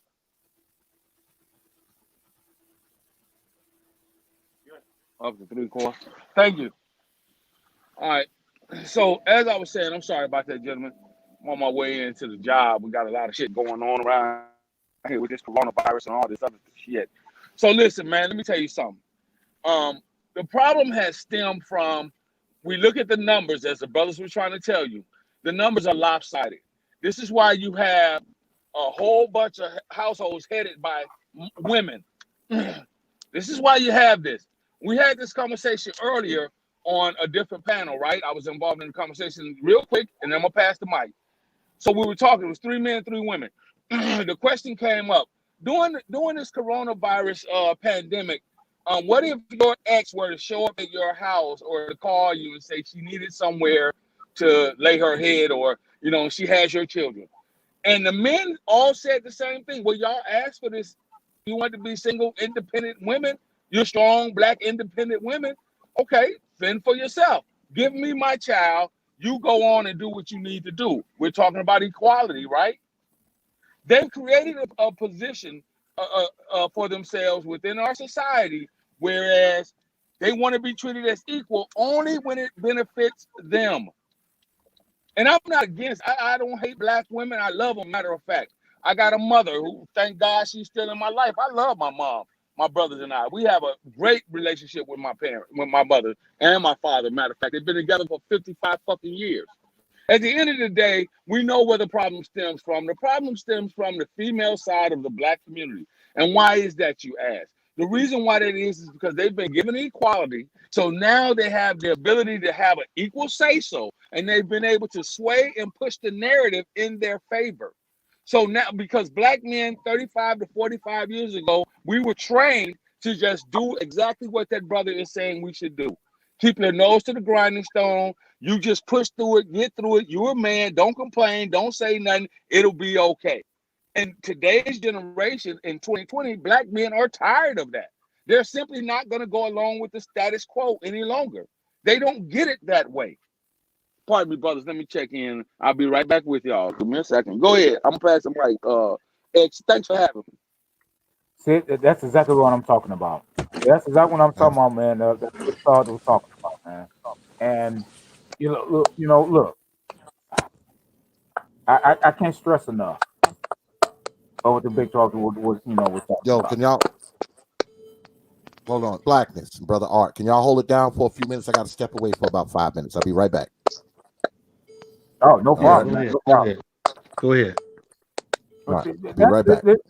This is what I'm talking about, man. Just like the general was saying about the guy that he deal with on a daily basis. I can't tell you how many times I've been to court, and when when you go to court on these type of things, it's kind of open. And guys, man, they'll come to me, man. How did you get that much time with your kid? How did you get that much time, man? And I start like that, with counseling these men, and that's how I started with it. Because at first I just thought that it was just me. But man, once I got so many men, I was like, man, this is a real thing that a lot of men need to counseling how to get more time with their kid. And somebody is typing in the background, man, with the thumb. That ain't me. That might be General. Hey, General, you may need to mute yourself. But again, when I would be in court, man, and guys would be asking me, what did I do? And I would be telling them, okay, this is what I did here. I go A, B, C, D. And then when I tell them how much money that I've had to pay over the last, my daughter's 8 years old, over the last 7 years, they get discouraged. They get discouraged. And I'm not the only, my case is not the exception. My case is the rule. Most guys are going through exactly what I'm going through. And they get labeled as being a deadbeat. Yeah, I And tried to. then they have a hard time, even right now, with I get my kid about 35-40% of the time. And I'm actually, because in Chicago, it's they base child support up on how much you have your kid, right? And I'm pushing for 50-50. Do you know that her mother and her lawyer is fighting me to the death on that shit? Yeah, just to stick it to you. Exactly. Yeah, They're fighting me to the death. So And again, let's bring old boy's plea back in. How do you work that shit out? how do you work How do what? you bring the only way to work that shit out is to give her money, That's about it. money that you don't have. Exactly. And You know. money that you don't have to see a kid that she wants to keep away from you. Yes. And See, we're this supposed is the to part. sit back and just take that. And see, for Now, me personally, man, I feel some kind of way about that. And I know it may seem, man, I get really in my doggone crawl about that. But I'm sorry, I do, because that's black why I are feel you, man. are being projected as being deadbeats and all this other bullshit when that's not the case, man. Yeah, That's because I don't hear this as bitching and moaning. I hear this getting this off your chest, and maybe a brother that be listening may have a solution for you. I exactly. mean, I wish they do, man. Give me a call, because that's one of my big things is counseling fathers on how to. Let me tell you something, man. Last year, all right, this just happened. Last year, it was a kid on my football team who I was counseling and everything. The mother, said he was having some trouble in school and all that. And once I got into him and all that, and he was cool. His grades started to improve and all that, right? And I start to ask the kid, not the mother.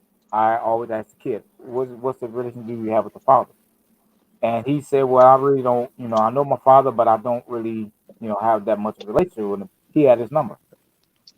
So I called the guy, right?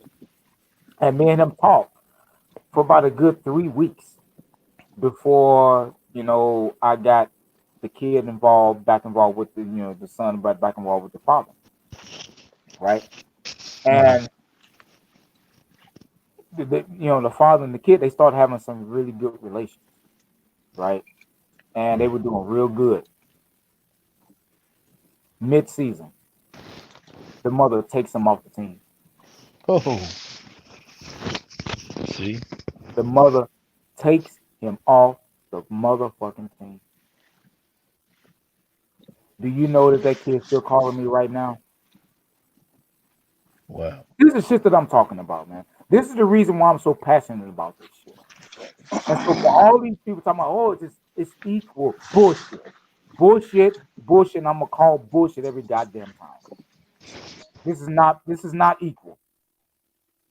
I can imagine. Mothers, black mothers, they have the. I don't mean to interrupt you, but black mothers have this goddamn. They have carte blanche to goddamn take these kids out of the father's life, and then to blame it on the father.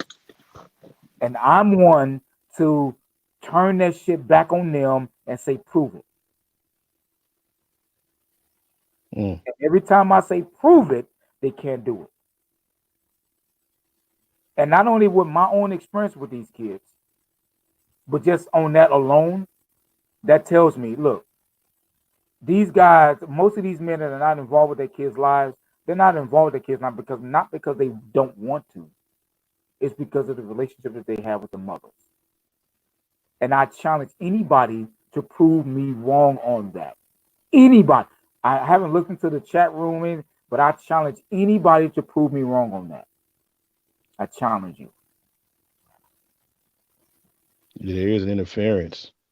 And imagine if the brothers had the same government support that the women have. They don't.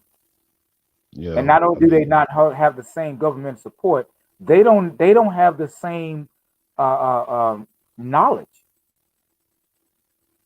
yeah, I can't tell you how many times I've been to court and the guys when they hear my case, they be like, man, how did you get so much time with your kid? I'm like, man, I yeah. had to fight for that shit. Well, how did you fight for it? Well, this is what I had to do. Well, how much did you have to pay? Do I have to pay a whole lot of money? And even right now, I got to keep an attorney on retainer. Right now, I have to keep an attorney on retainer. I keep an attorney on retainer right now, Yeah, we just to walk stay away. involved with my kid's life. Yeah. We walk away not only I don't know, it's like you kind of feel like I lost my money and at the same time I don't really get to see my child. And but yet at the same time, we ain't supposed to talk about Exactly. it. You And know what I mean? that NBA guy, we was talking about his issue. This man get paid. He spent millions of dollars just to be involved with his kid's life. With I think what he said, 2 or 3 of his kids' lives, and he can't. Why? Steven Jackson.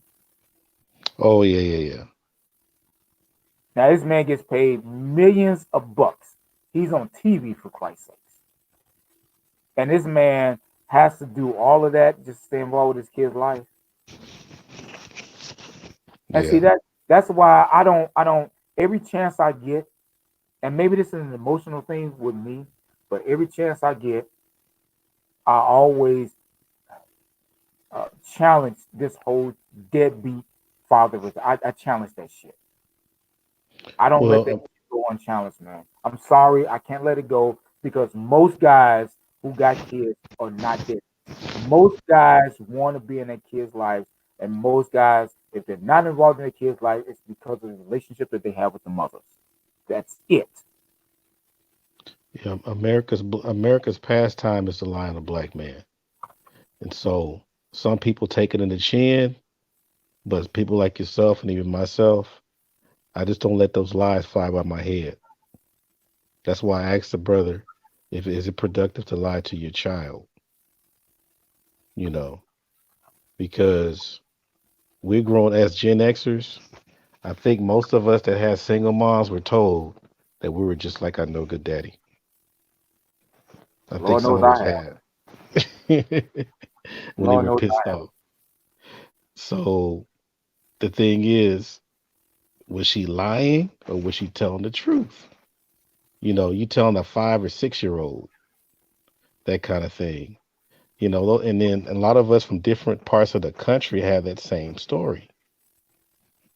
So I'm saying is that all these things that are said, you got to put some years on this earth first of all, and then at the same time too, you got to get around other people that's been there, done that, so you won't be making the same mistakes. Exactly. So that's you can't be coming in there in places and saying, I know you got the visions and all that kind of stuff. But if you have these visions, you still got to yield some way to experience and find out what's really going on. You can't push your way through things when you don't even have the wisdom. So remember, because like I said, I've been doing this whole teaching thing for a while, and I've seen all the different things that even they go through this stuff. We talking about Gen Xers, all the millennials and Generation Z. You know, this cycle has been going on for a while. Hmm. Exactly. You know, whose fault is it that if I tell you, man, you know, if I walk down the street and I bumped it, and if I bumped into my father, I wouldn't know the difference. Whose fault is that? The messenger, the one that's supposed to tell you, Exactly. because of obviously, you know, it's not up to you to look for your father, and that for the most part too, the only way that you're gonna know about your father is based on the stories that's been told about him. And especially when that messenger has the same type of repeated story with several of her other kids. Now, whose fault is that? And is it black women bashing to point that bullshit out? I don't see it. See, and that's the problem that I have. See, we don't want to point that shit out. Again, I'm a Gen Xer.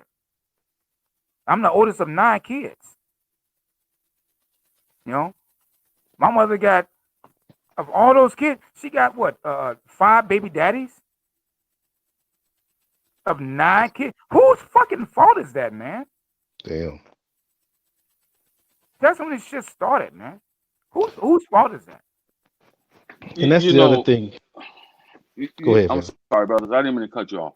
What I've heard from the other gentleman, I don't know if he's still here or not, but it's sad when we get the same thing said from men that women are saying. It's sad Yep. because a lot, and that's why I came. That's what's one of the reasons why I jumped on the panel, is because when I heard that, I was like, "Holy shit! Why is it that men, supposedly men, are saying the same thing that the women are saying?" That shows you the feminine attribute that has been passed on to a lot of men from their mothers or from women in their families. That shows you where that is.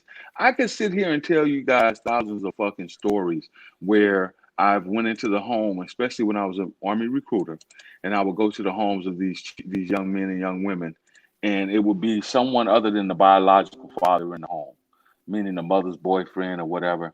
And some of the conversations that were heard, some of the things that were said. Well, it's time for him to get out, become a man now. And and then you sit there and you look at the expression on the young man's face or the young woman's face, and it's like, what?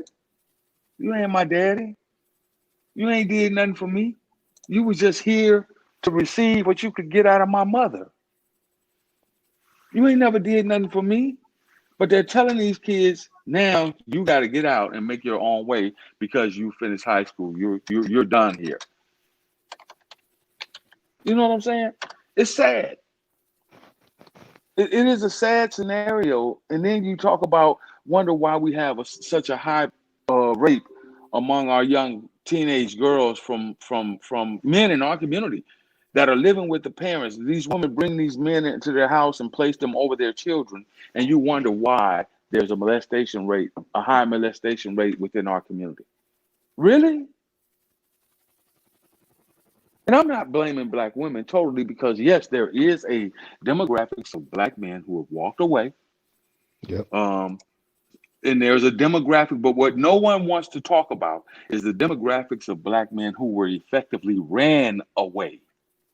No one wants to talk about that. And anytime you bring that up in a discussion, especially between yourself and women, if a women on the panel, you know what said?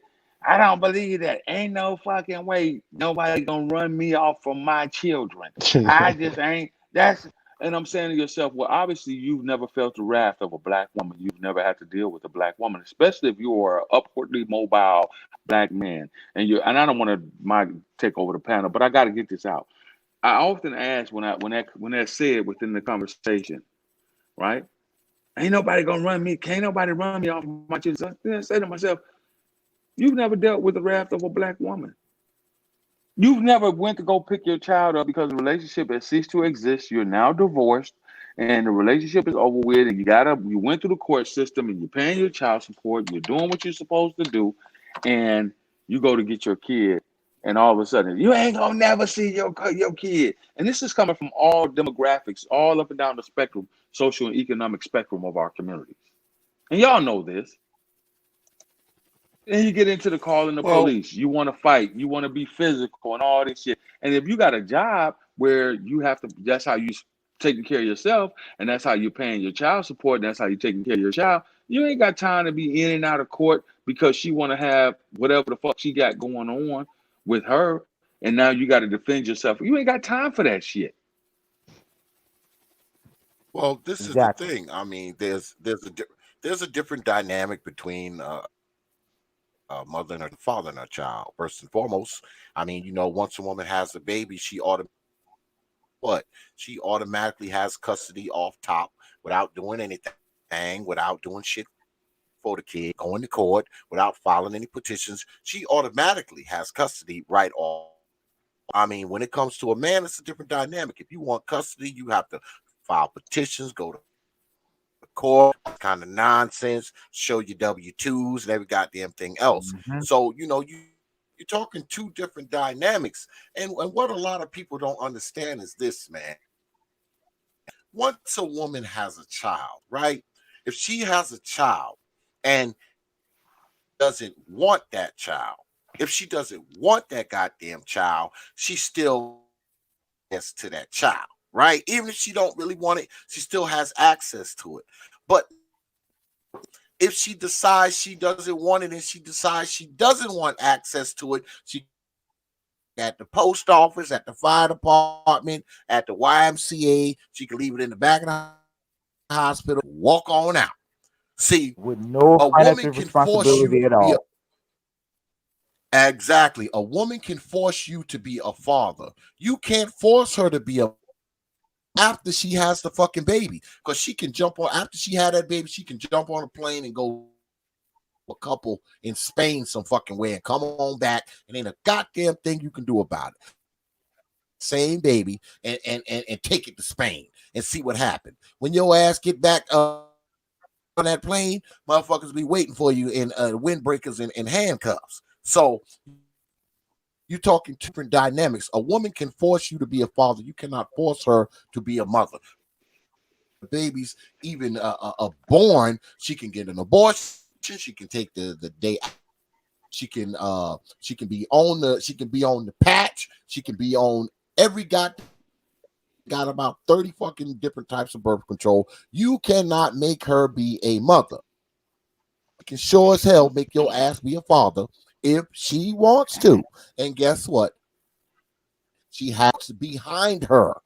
She has the courts behind her, whether you or not. Because if she tells you, hey, I'm pregnant, but I don't want this, that's it. You're done off. But you tell her, hey, Facts. girl, you pregnant. She can say, fuck you, have that baby, take it to. And on top of that, drag your black ass down to child support and make you pay for it, even though you told her you did not want it. These are the dynamics when it comes to male and female and birth and children and all this kind of bullshit. When a woman has that much power, she also and that she is under the guise that she has that much responsibility. As great power comes what? Great responsibility. Therefore, she of responsibility when it comes to birthing children, because it has more power when it comes to birthing children to what the power a man has. The only power a man has is to not get a woman. That's it. If he fucks The only power around he and got gets to her pull out. pregnant, his power ends right there. If he gets her pregnant, his power, all a man's power is before she gets pregnant, or he sticks his You know, penis in her. X. I want to speak to that. I want to respond to that real quick, and I'm gonna show you. I want you guys to think of something. Think of this one thing. During the course of these conversations, all through the gender wars and exactly what you said gets said, you know what they'll say? You should have chose better. Did nobody tell you to get with that crazy? You knew that bitch was crazy when you got her. That's a way for them to continue to push off taking responsibility for their actions. Now, you want to, you ask yourself why marriage is down within our community. These young brothers ain't going for that shit. You ask yourself why the rate of childbirth is down within the black community. Why these young boys ain't having kids? It's still going on, but not as much. Teenage pregnancy has plummeted from what it used to be in the 70s and 80s and through the 90s. It's plummeted. And you ask yourself why? Because these young guys out here, these young men are listening. They don't want children. They don't want wives. At least not with these Why? women. No. Then you ask yourself this question, gentlemen. I want you to really think about it. And this is one of the reasons why I love having conversations on your particular panel, because you could actually get to the meat of the bone. Ask you, if I were, and I said this the other day, if I were a black woman and I'm sitting here watching the top 30% of men in my community, black men in my community, and I'm without one. This is just my thinking. And maybe it's because I'm a man and I'm trying to put some logic to it. I'm not a female and I'm not thinking emotionally. And I don't have, female tendencies or female traits, I don't. I'm a man. I'm a man's man. If I were a black woman in today's society and I desperately was seeking a relationship with a black man, the top tier black men, average across the board. I'm not talking about your MIT graduate. I'm not talking about I'm talking about just the average brother who fits the bill for me. I would ask myself, why is the top 30% of black men going outside of the community? Why are they leaving us in droves going to other races of women? Why do we have SYSB? I'm in the passport bros. Why is this now becoming a huge thing within my community? I would stop and listen to some of the conversations that's being had over the open airwaves, make a checklist, and say, okay, the brothers are saying they're tired of the weed, they're tired of the wigs, they're tired of the fucking pounds and cakes of makeup, they're tired of the women dressing like sluts and whores. Do I fit any of these categories? Let me check off those. Okay, nope, that's not me. I don't wear a bunch of weave and a bunch of wigs. That's not me. Check, check. I don't have pounds of makeup. Check, check.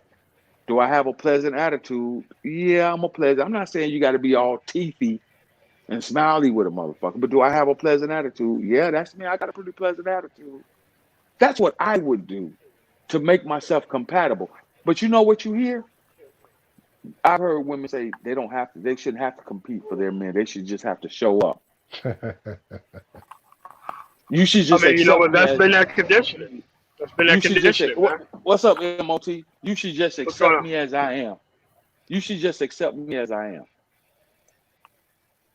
This is why you hear shit like it takes a real man to raise another man's child. This is why you hear this stupid ass shit.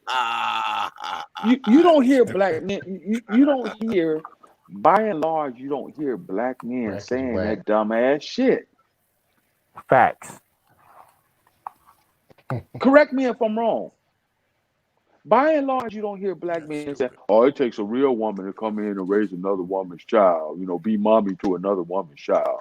You got to be a real woman. You got to accept me as I am. It's a package deal. You got to take me.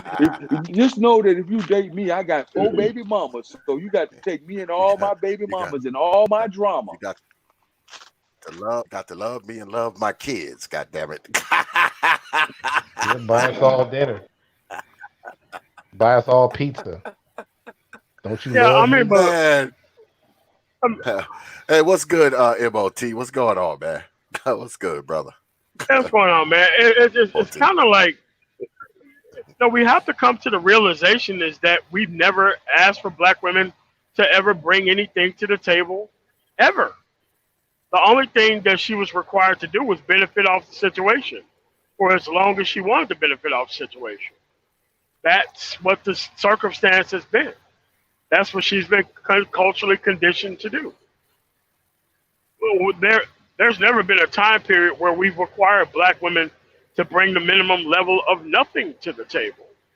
And this isn't a slight. This is just what's true. I mean, in other cultures, women have to bring something to the table. They're cultured to be a specific thing at the end of the day.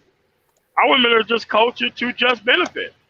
And it's sad, but it's predictable and it's avoidable at this point. It's kind of like the level of care that black men has to bring to the so-called black community.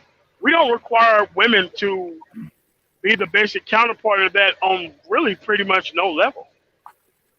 And when you see them see a couple generations of people who don't bring anything to the table, but yet they're awarded with all this attention and all these accolades as if they did, I mean, it kind of poisons the field a lot. And it's kind of hard to undo that programming, man. Especially when I mean, because it is self-control. I mean, it's just that within this environment, we've nurtured a woman's irresponsibility to the point to where we look stupid expecting a woman to have self-control, right? So that's just where we are with it. And it's like you negotiate with somebody who could just pretty much change the bargain that's on the table at any given point in time. While it's definitely a choice, we try to nurture it like it isn't one. So I'm not sure how you can fix it. Well, here's the thing. Let me add this. I didn't want to jump nobody. If somebody wanted to go, you can go, by all means do so. I can go ahead. But I want to say this. Say again? No, I'm Go saying ahead, you can Fab. go ahead. Go ahead. But this is what I want to say. All right. So in the position that I'm in, I work with probably, I want to say 380 young black men, well, young men and women a day. All right. A lot of them are black. Okay. I won't say the majority. But I particularly pay attention to the young black soldiers that are single. And I watch them as they move around, as they come to work. And, you know, a lot of them I talk to, especially since I've been in this space. And I ask them, say, man, you know, you young guy, you got it going on. What's going on, young player? You know, that's kind of like what I've always done, being in the position I'm in of leadership. You kind of mentor. It's something that's innate to the Army. It just happens. So I say, man, what you doing this weekend? Oh man, you know, shit. I'm gonna go hang out. Oh, you got a girl? Yeah, you know. Okay, you see him with the girl, and guess what she is? She's not black. She's not black. She's Asian. She's Latino. She's, you know, she's Spanish, Mexican, Caribbean. She's something else. Very few. And I asked her, man, why you don't like that sister? Man, what's wrong with the sisters? Man, they don't know how to have fun, man. You see them when we go out, we go out and we do these little city missions that we go out on, and they interact with the civilian population. They're migrating over to the other side. And I asked these young brothers, hey man, what's wrong with the sisters, man? Oh man, I don't fuck with sisters, man. They crazy. This is what these young black men in the Army that are freshly coming in the Army this is what they're saying. Man, they crazy, man. These motherfuckers, man, black chicks crazy. I don't fuck with them. And these 18, 19, 20-year-old young black men that are saying this, just starting out in the dating world, this is what you're hearing. They were raised around these women, though. They was raised around this attitude that they just don't want to fucking deal with no more. And we need to stop asking the men why. Stop asking the men. It's the women who ain't listening to the men, which is why they're leaving the moment they have a chance. That's the problem. We're asking the men. You don't ask the men why they're leaving. You ask the women how come they're not staying, and you make them own the fact that the men are leaving. Or you can't ask them at MO. You can't ask them at MOT. Yes, because you when can. You do that, I do. Wait, I know you can theoretically, but if you look, I used to say if you want to get cursed out, you ask a black woman about weave and makeup. You'll get cursed the fuck out. But now I've had to add to that list. If you ask a black woman who says she wants to be married, wants to be in a relationship with a black man, ask them, what do you bring into that man's bubble, into that man's life? She doesn't care. No, it's not that she doesn't care. She won't accept the responsibility to even give it a thought to answer the question. It's deeper than that. See, it's not about not caring. a lot of these sisters out here, especially the ones that are older, a lot of them know what it is, but they don't even have the decency to even, or the respect enough for you as a black man to even want to answer the question in conversation. They don't even want to answer that question in conversation. What do you mean? Then What they're I not did? black. See, Then they're not black. Then they're not black. You have to stop treating those people as if they're part of a collective that they obviously not a part of. If you don't well, bring and that's what anything I'm, to the collective, You that wanna you're not part of the collective. That's it. and that's what I'm getting if you to, and wanna that's what I'm getting Oh to. yeah. piss them off, if you want to piss them off, It- ask them why they became a mama before they got that shit. You want to piss them off?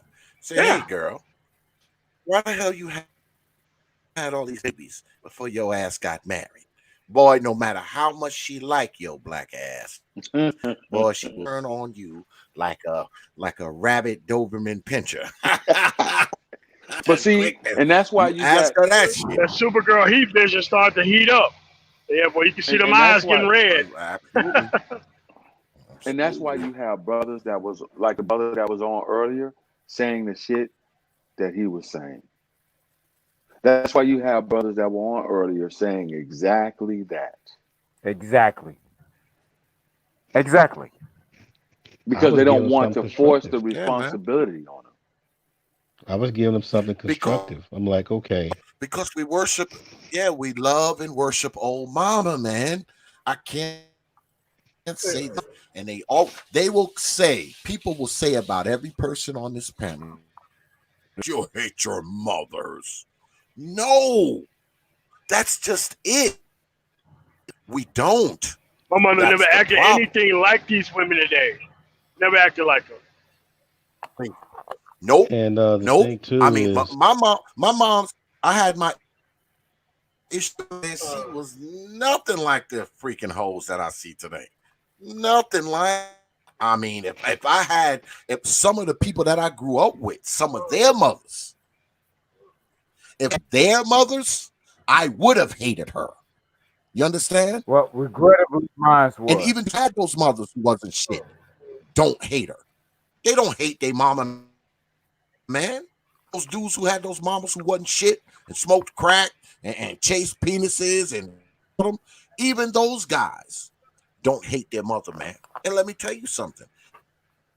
Again, like I said earlier, I think a lot of those guys would have been better off if they did hate because they would separate from her.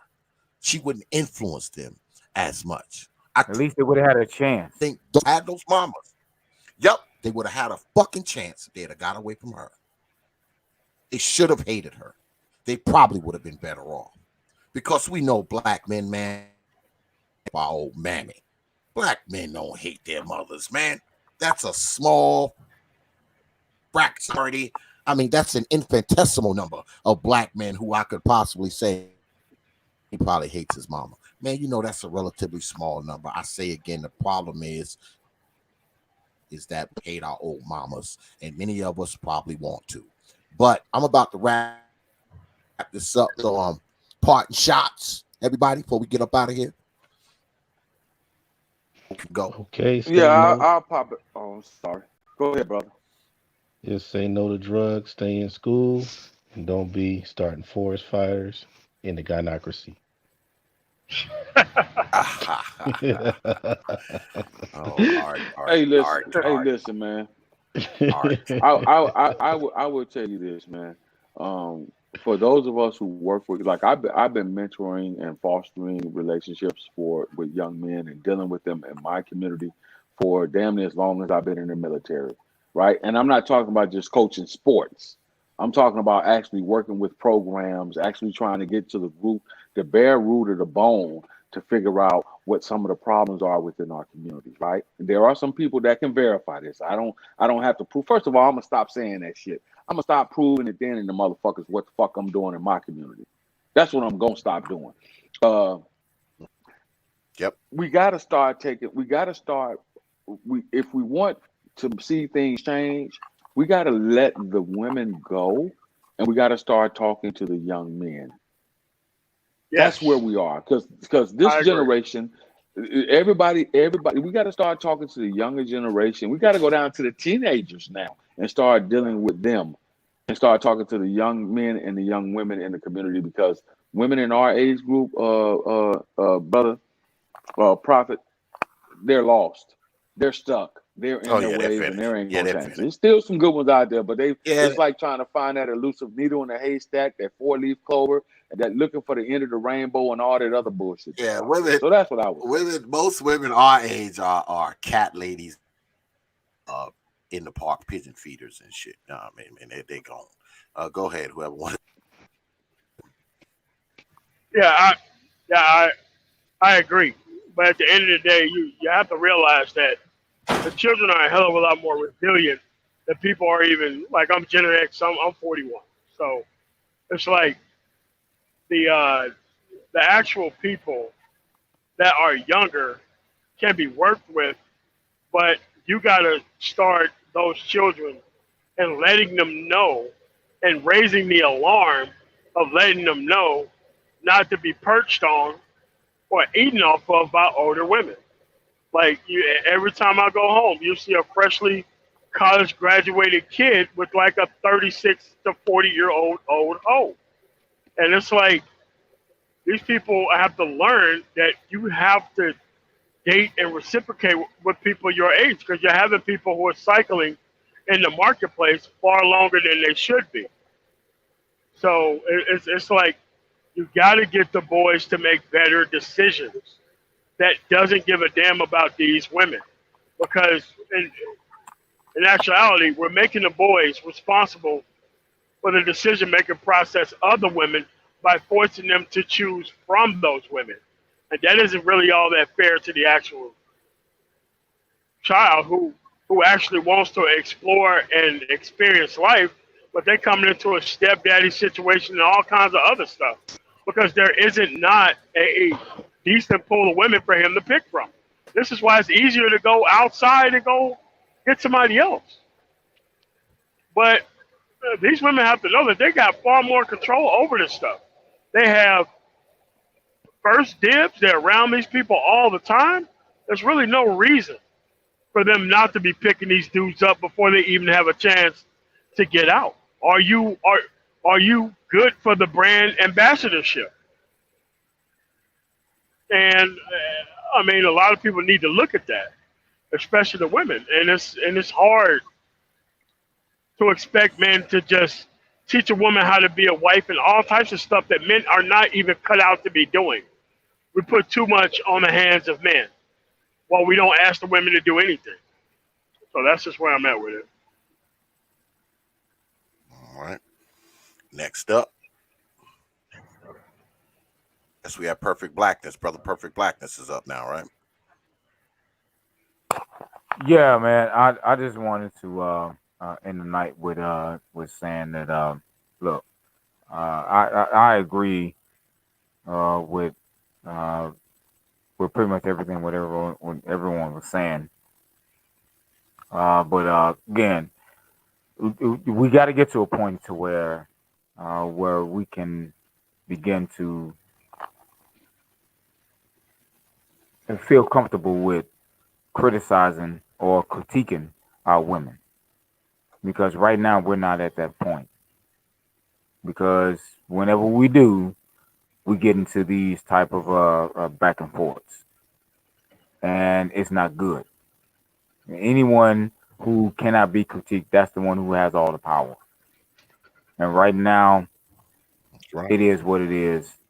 Our women have all the power, and they are they are the ones who are most deserving of a lot of critique. And we need to get to a space to where we can critique, to where we can critique them without being demonized. And that's all I got. Yeah. I mean, but they gotta want to I be able to appreciate. receive it and actually change too. I mean, because if they don't want to change, then you have to.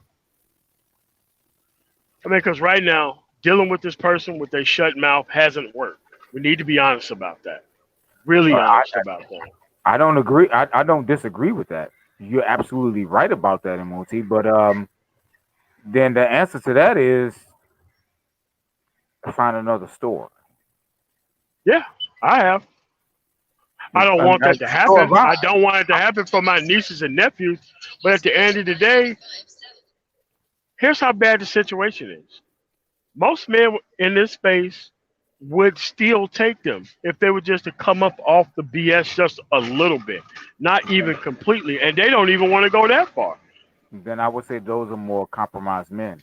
A Oh compromised yeah, man, a compromised man would take anything just so long as he would as the woman will be with him. yep. I'm not taking I don't any. believe in that. I'm not taking any of them. I'm just saying those are compromised men. The answer No to doubt. you, the answer to what you're saying is find another store. Yeah. And when And enough black men find another other stores. Now again, I've said this before, and I'm going to continue to say it. I'm not, and I don't advocate dating out the race, but as having a guy like myself, who have I'm going to be married to a black South African. Look, Oh, I was about to sing the go Jungle Fever outside of the song. goddamn Go culture. ahead. Mm. Because yeah. at some point, our women Well, have to get in line. If they don't want to get in line, Yeah, then when but enough of our men start to leave, then they yeah, will. And if they don't, then yeah. Yeah, but you have to realize that these people have created their own race of people. They're trying to get you to chase skin color to get you to maintain their gains. So who's trying to get you to chase skin color? Who? What do you mean by that? yes. So when you try to make it look like, oh, I'm marrying a woman because she's black, so it's like, no, dude, I'm marrying a woman because she's a damn female, and she knows how to act and culture children and will nurture them. That's why I'm with her. I Okay. don't believe in all this other stuff. I mean, all that is skin color virtue signal to me. Okay. Well, I I mean, don't have I don't have yeah. no So problem. I don't have no problem with what you're saying there. I'm talking about me as a personal preference. Okay. I don't export my preference. I'm talking about oh, as a okay, that's as, what's up. That's what's up. I don't export my preference as a personal preference. I'm only attracted to black women. Now I'm not. Now that doesn't mean that okay. Well, if you are or SYSBM or passport, I don't have no problem with them. I'm not That's one of cool. these. I'm not one of these type of people to say, hey, you shouldn't know. No, my issue is that black women, if you want to retain these men, then retain the men. If you don't want Yeah. the men to date out, then retain the men to keep it from dating out. That's where Yeah, I'm but at. what do people? Yeah, but what men are dating now for is basic femininity and better interaction with women. So it's You like, you would get no argument from me on that. yeah, And my yeah. I South mean, so the betrayal. South African wife to be, she's very feminine, extremely cooperative, and proudly submissive. But you Yeah, won't get that from American black women, and that's their downfall. That's their problem. yeah, They see it as a weakness. I see it not only as a weakness, I see it as a problem. You're losing your yeah, men. yeah, yeah. yeah. Well, Yeah, congratulations on the I agree. nuptials, my Nuptials, brother. man. Yeah. Congratulations My on the upcoming Oh, condolences. I will be nuptials. posting pictures. Trust me. I will be posting You know, pictures, you brothers. know. Yeah, I will. Yeah, I will do it, because man, do it. it's a good, it's a good Do it. time. I mean, Just close and your eyes and jump, brother. Taz called me he called me a pedophile He because said, "Close your my eyes." Yay! Welcome to the Oh club, man. man, yeah, well, he man, called me a pedophile we ain't even because go. she's Man, he 25. called We ain't. everybody a I'm We. 55. 45. Hey, what can We're not even going to go into that. That's another show. All right, we'll talk about that shit next week. That's another. I thank y'all for coming on, man. I appreciate all y'all brothers, man. Brother Art, brother Perfect Blackness, all of y'all, man. All I right, cool. appreciate all of y'all tonight, man. And don't let it be the say? All right, Absolutely. cool. yourself on the T.P.O.T YouTube page. All right, Yeah. my All right, brothers. cool. Thanks so much for having me on, man. You have a nice one. Hey, good Peace, combo, man. fams. Good combo. All right, good brothers. All right. Peace, folks. Yeah, I'm gonna end it like you know, I think a lot of us men, we let's be honest, man, we picked up our traits, man, and because we were trained by old mammies. And as men, that doesn't. That's just the truth, man. As men, we cannot act like our mothers. We folks, we can't do it, brothers. We can't be like our mama. We just, all right, we just can't. I know you love her and you worship her and you think she's the go kind of nonsense, but as a man, you cannot act like your old mammy. You can't do it. You just can't. I said earlier, people talk about how, y'all hate your mama and also nonsense, which I think is total freaking BS. And most people that's saying that's yes too. Only thing I'm gonna tell you is this over here. Many of the dudes who are in this world right now talking about black men, if they were men who were not like their mother, they would probably be a lot more happy. I think that's where it goes wrong with a lot of men. Men who are just like our old mammy. We settle for them. They just like they remind us of our old mama. Even when old mama ain't shit. We need to stop too. We need to stop letting our mothers be the what it should be. We need to stop doing that. That's some time, and I'm a true believer that the more separation you got between them, the better off you're gonna be. Especially if your mama wasn't worth a crap. That's just the truth. I know y'all don't like that, but when you tonight and think about it, you'll see exactly where I'm coming from. Love her, respect her, and all of that. And worship her, you're gonna find yourself going out there finding women who treat you just like she treated your ass when you was a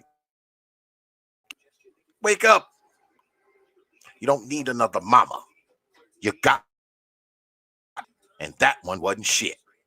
So don't get out there and get another one. You don't need it.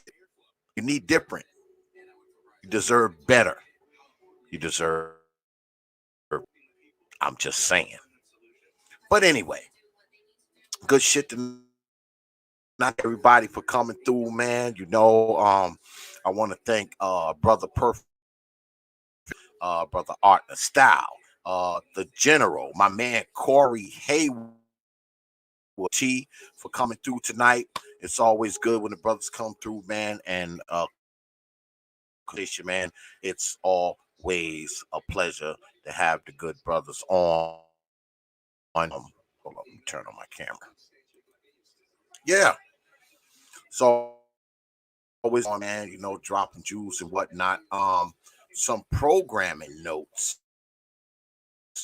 Saturday we might be having a debate, y'all. Possibly Saturday. I'm not.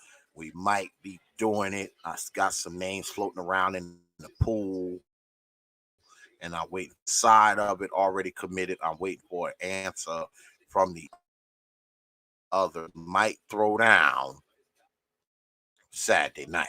So just keep your eyes on thumbnail, man, and we'll see how it goes. But what I want y'all to do is to get your black behinds down to Facebook. The Facebook page is proper. That's Proper Thought Series on Facebook. It's a community page.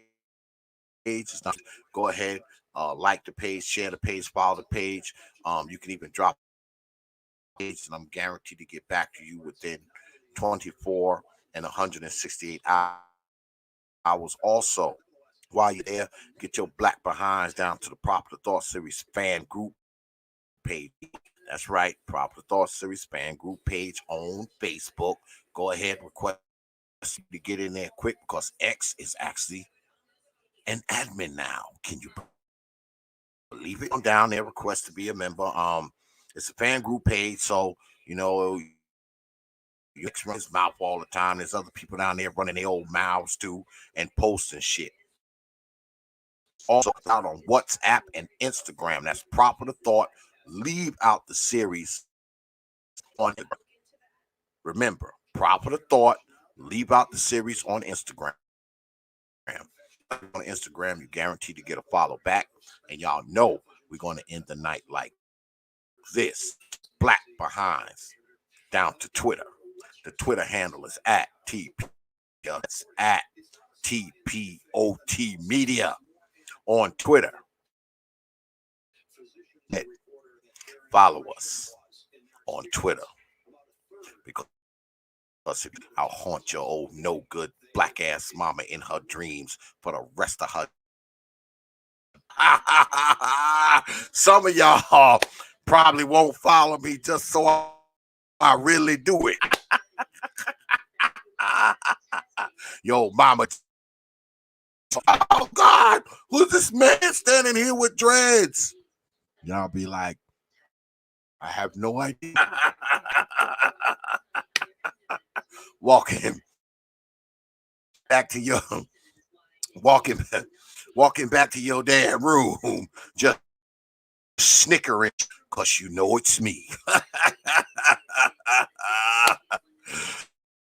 Hey, man, I want to thank everybody for coming out tonight, man. I want to thank these good people right here that is doing what they got to do, man. And most importantly, I want to thank you, man, for going up tonight, man, hanging out with us, man, and spending some time with us and watching us, man. It's good to be up here with you folks. Like I said, Saturday we made down on Saturdays. We throw down at 8 o'clock. You know, we throw down early, so I'm going to stop, man. And look, man, I want y'all to be safe out there, man. We talked about this COVID. Man, shit is real. All right, the shit is real. I want y'all to be careful. I see y'all up in here every goddamn week. I want to see your behinds here every week. You understand? You understand? Do you understand? So,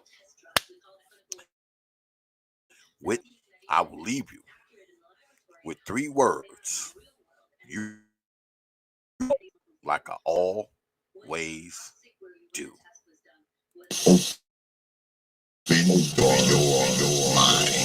Dark Exodus. Peace, folks. Be safe out there.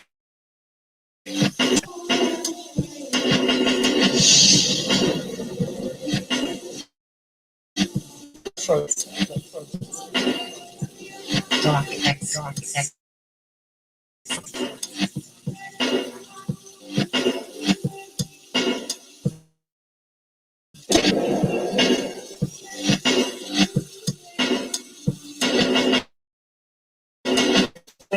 Your mind.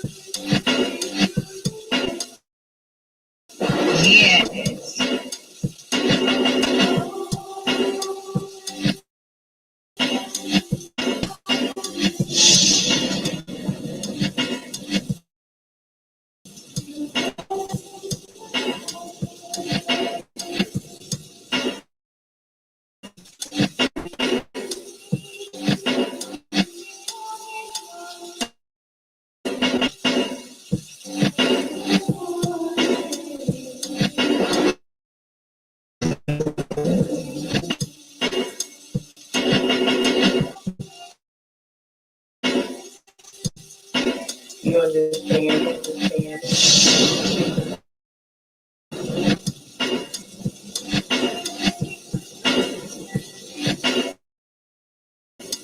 Open your mind.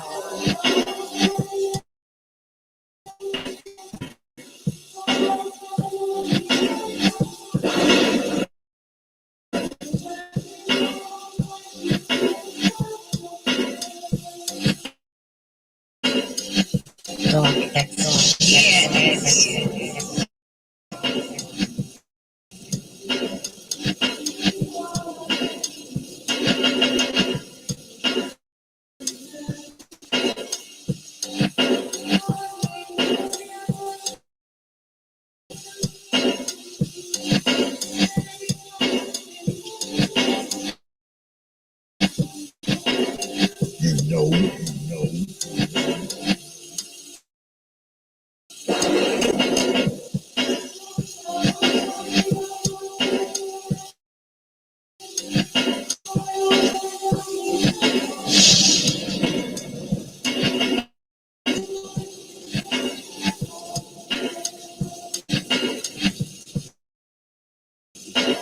You understand?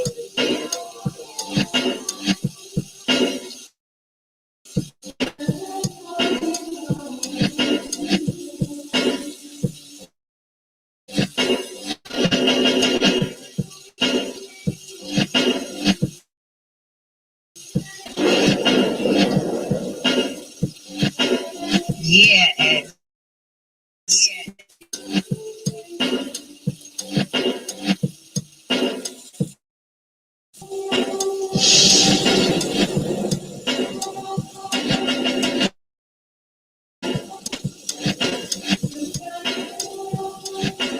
Open your mind.